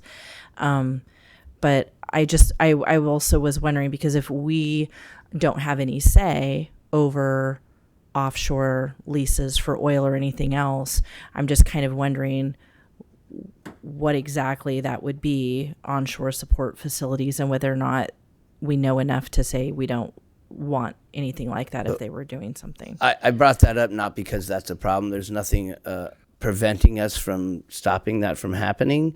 We just don't want to use that argument because it could be No, I think it's a poor punitive. argument. Yeah. Yeah. Well, I mean, we could use it, and that's what this ordinance was based on.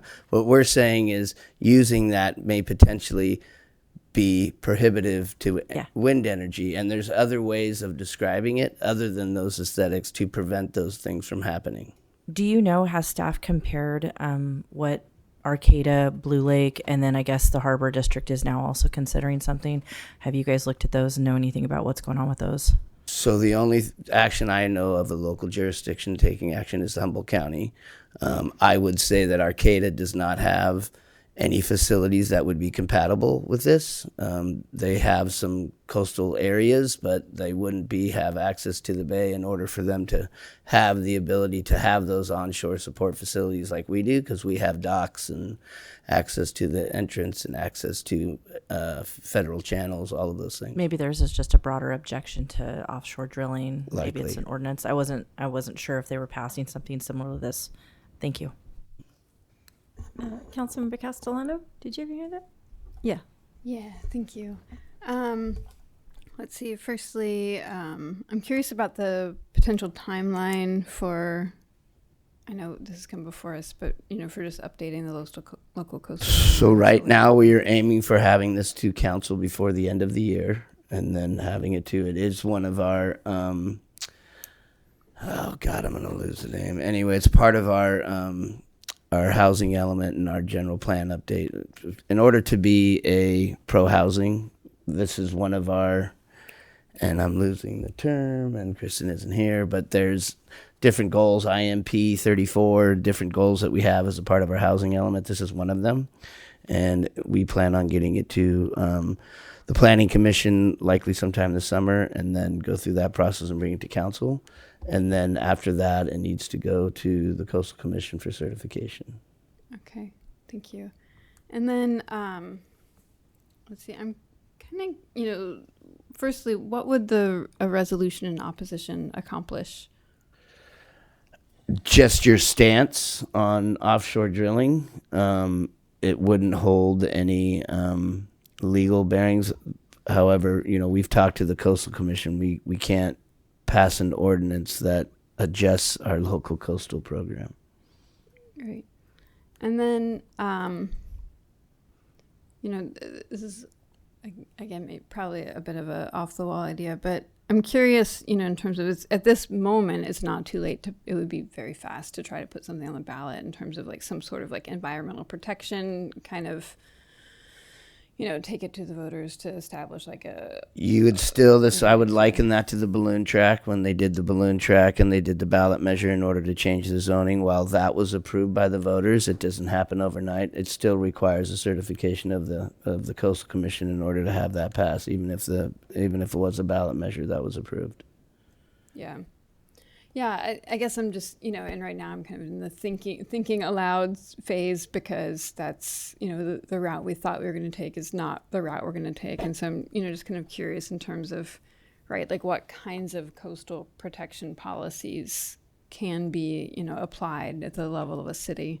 Well, it was interesting when we did this with coal. There was a workaround to it where we didn't want the coal being transported through here, and so we didn't have to change any zoning or anything. This is very unique in the sense that it's, we own the majority of the tidelands that are in the bay. We own a lot of, bayfront properties in the bay, adjacent to the bay, but those are all regulated through our local coastal program. Mm-hmm.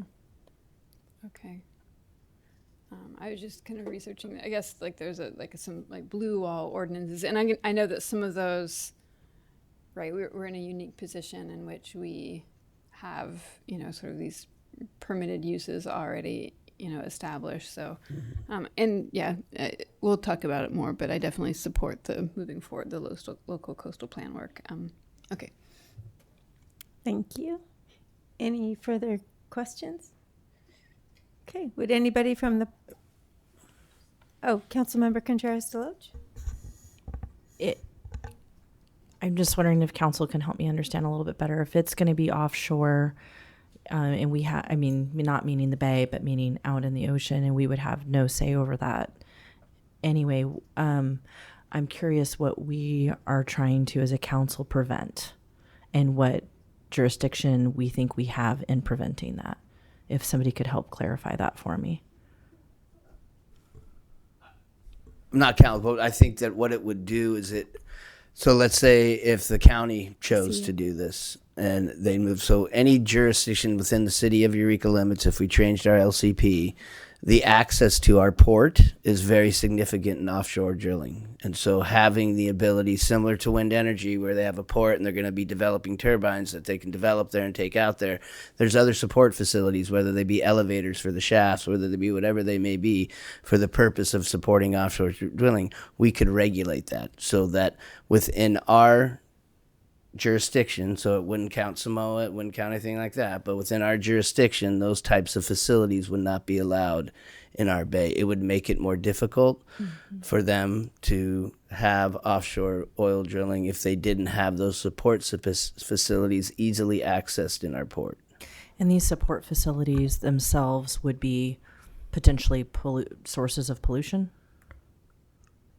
I don't know enough about it. That's why I was asking. I mean, what they would is support onshore? an industry that would, potentially create widespread pollution or oil spills, and then also just the entrance and exit of those to our harbor would, for sure, increase the likelihood of that. No, I understand that. I think I wasn't clear on what onshore facilities are, and if we didn't have a definition of that, how we know that they're inherently, related to something that causes pollution, but I wasn't sure what we're saying causes pollution.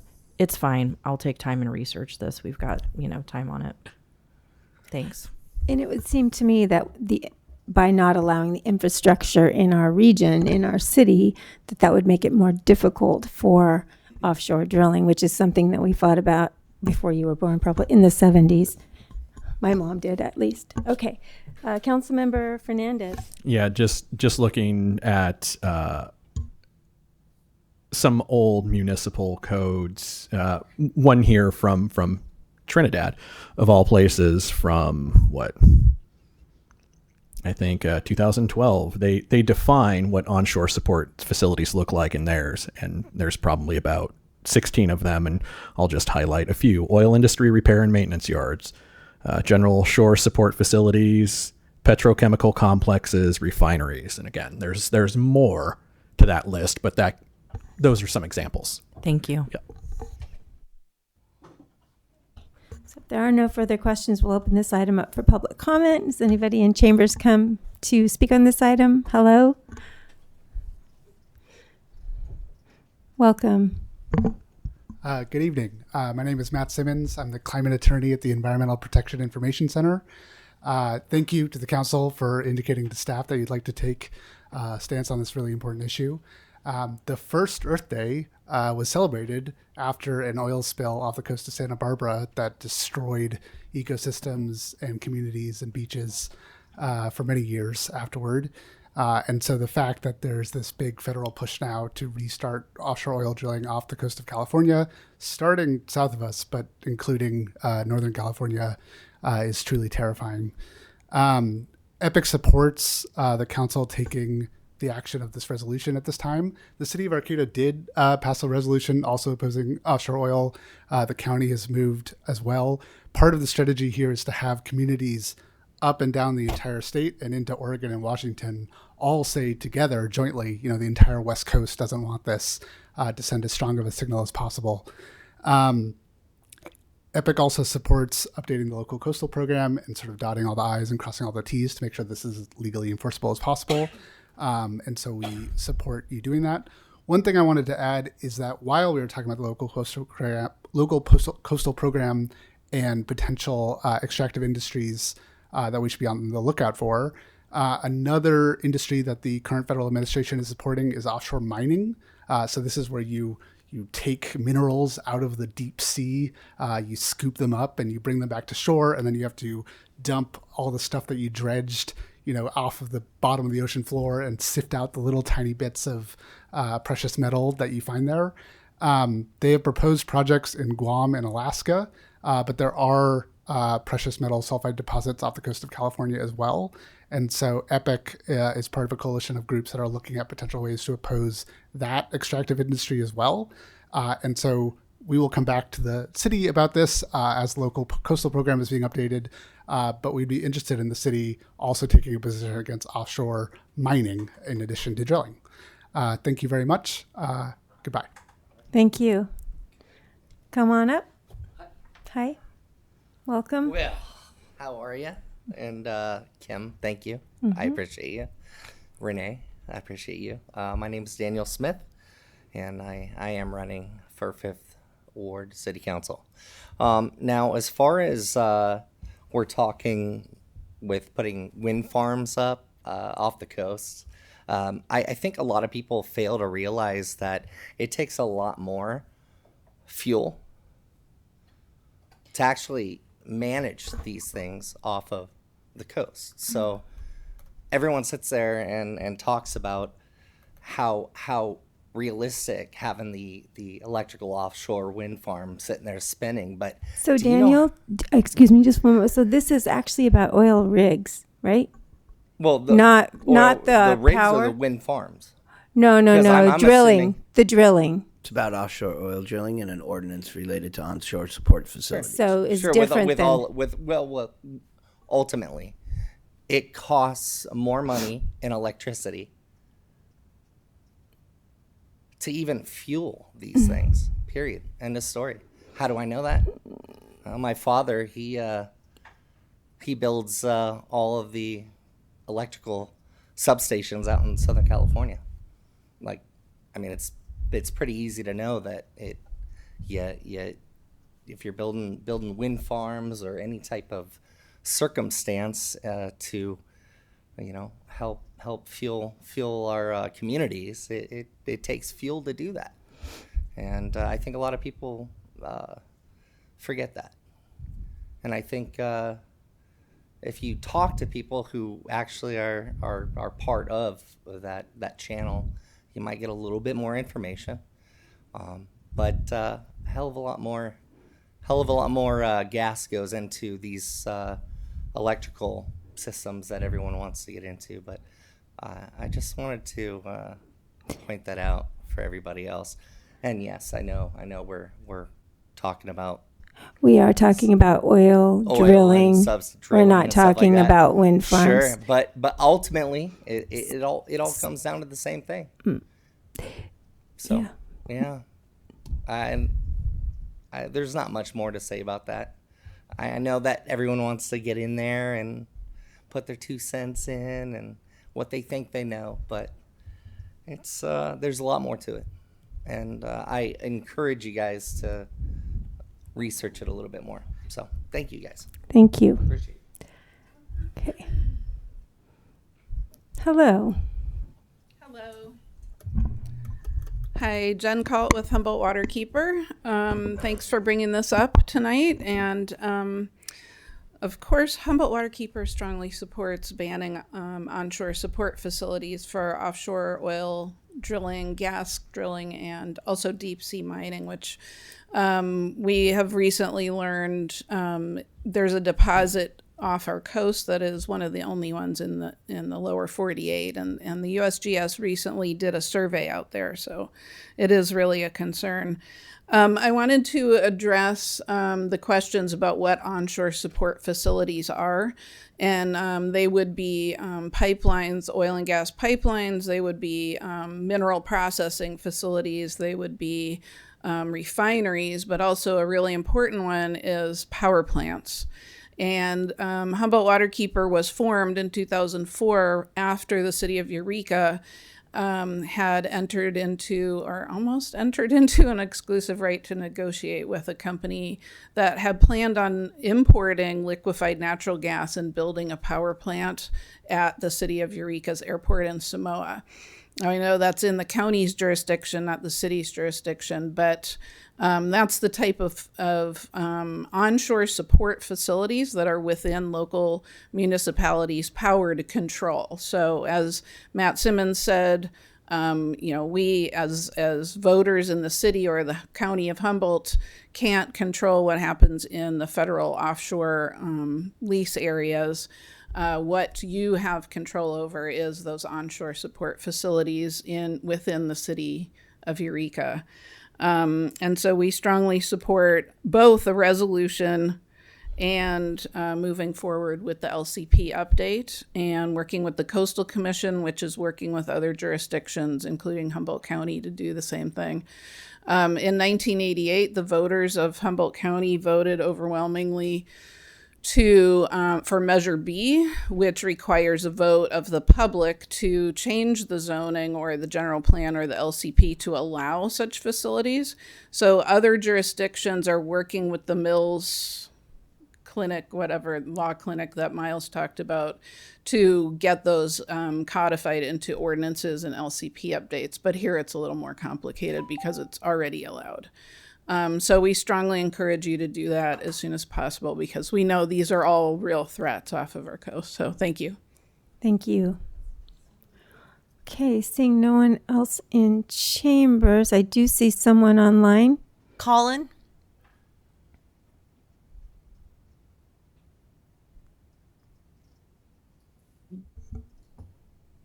Good evening. This is Colin Fisk with CRTP. I really just want to echo the comments from Jen Colt and Matt Simmons.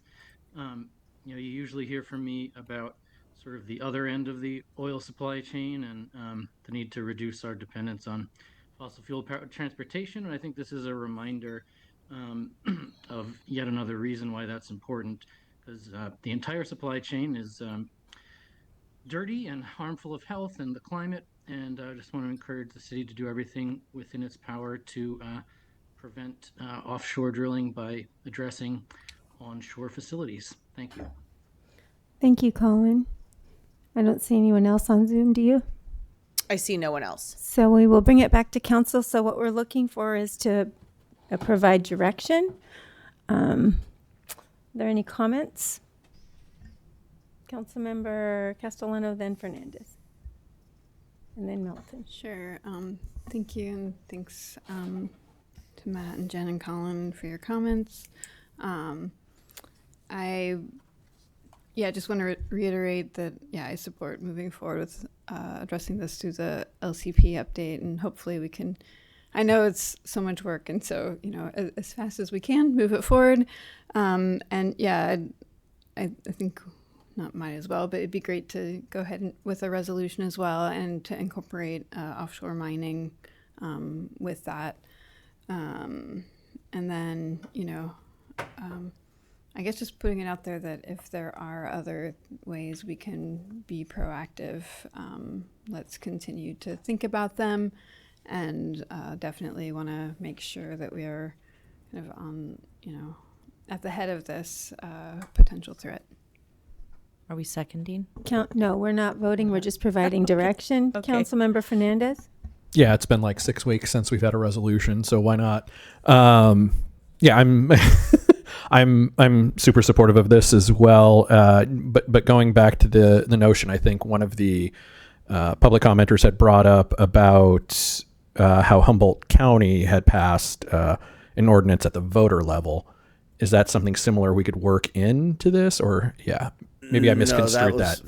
I believe as a public commenter had spoken, we already allow it, so that was to prevent it from happening in the future. We'd have to go through the same process, whether it was by a ballot or not. We could it would actually delay the process if we went to the ballot, because we would have to wait until November until that vote was done, and then we'd have to incorporate it into the LCP. Oh, so following this process, we could still do the resolution, do an ordinance, and then after that ordinance, we won't need an ordinance after we do the LCP update. Okay.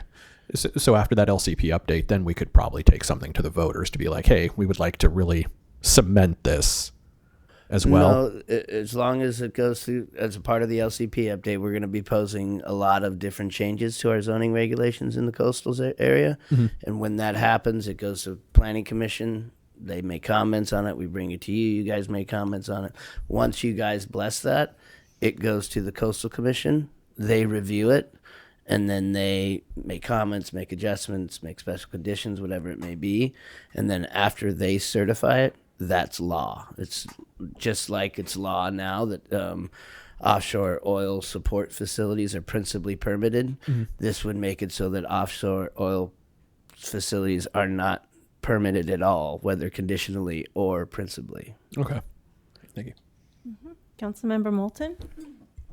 I just want to comment that I attended the meeting on January 18th at the Wharfinger building with groups like EPIC and Humboldt Waterkeeper, and it was standing room only. It drew a crowd from across the county. It got our congressman here to talk about it, and that there was widespread opposition to offshore drilling in general, but especially here on our pristine North Coast. And I think that any effort we can make to oppose this as a city or utilize the city's power to enact that will of the people would be appropriate.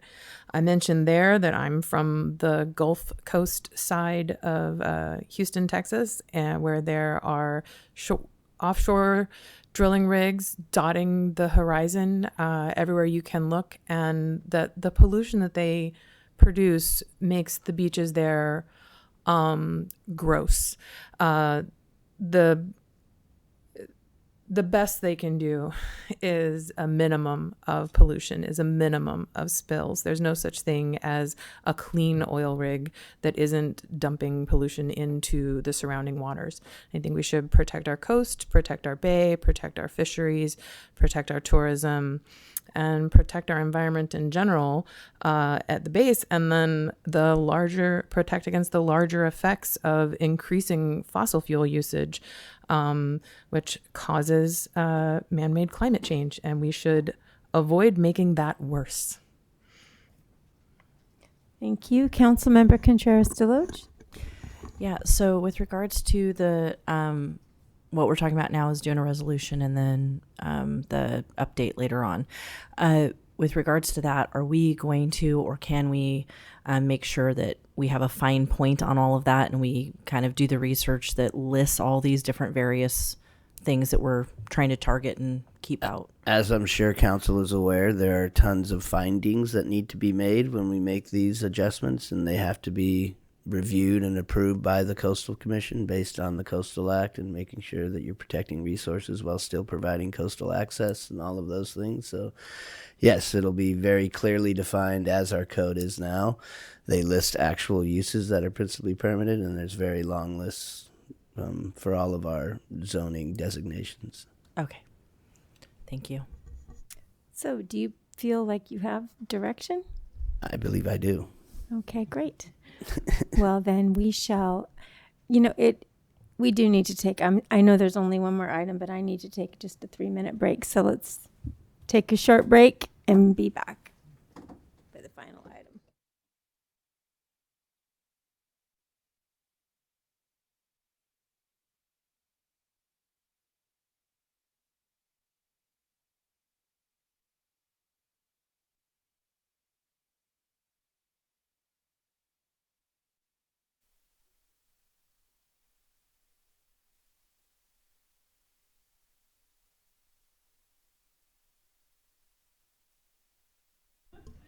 This moves us, we're back, by the way. This moves us to future agenda items. Anybody have any? Okay, seeing no one, we'll move to city manager reports. Thank you, City Mayor, and Manager good evening Slattery. again, Mayor and Council. I was just going to give a little prelude to and an update on the timing for our budget process for this year. We had originally planned on introducing the budget at our next meeting, but we're going to move that to the special study session on the 26th of May, when we also will be looking into the charter updates. And then the first meeting in June is when we'll bring it back again. So we'll do an introduction and a special study session on the 26th as a part of that meeting. As far as budget right now, we worked with staff in order to try and reduce the reductions in our budget, and we've gotten to the point where we're at about 2.23%, and we plan on putting that across the board to all of our departments. Obviously, where we have areas that can help out some of our larger departments, we'll look into that as well. This will also include the mayor's accounts as well as the city council's accounts. So we're looking at a total cut between all three of you of like 6,000 or something like that. And so we'll likely be looking into, isn't it 1,000 for the mayor and 5 for the council? So it's about 6 total. We may need to look into reductions of travel, those type of things, because that's the majority of the budget. But we'll bring that back for your guys' consideration as a part of that budget process. So that's where we're at. Just wanted to give an update on the timing and then where we're at with the budget. Thank you. Do we have any questions for City Manager Slattery at this time? Well, had we known you were going to be so brief, usually we just never know with you. No, she didn't have her hand up. So with that, thank you all who decided to stay for the full meeting. We appreciate you. Happy Cinco de Mayo. Don't drink and drive. We're adjourned.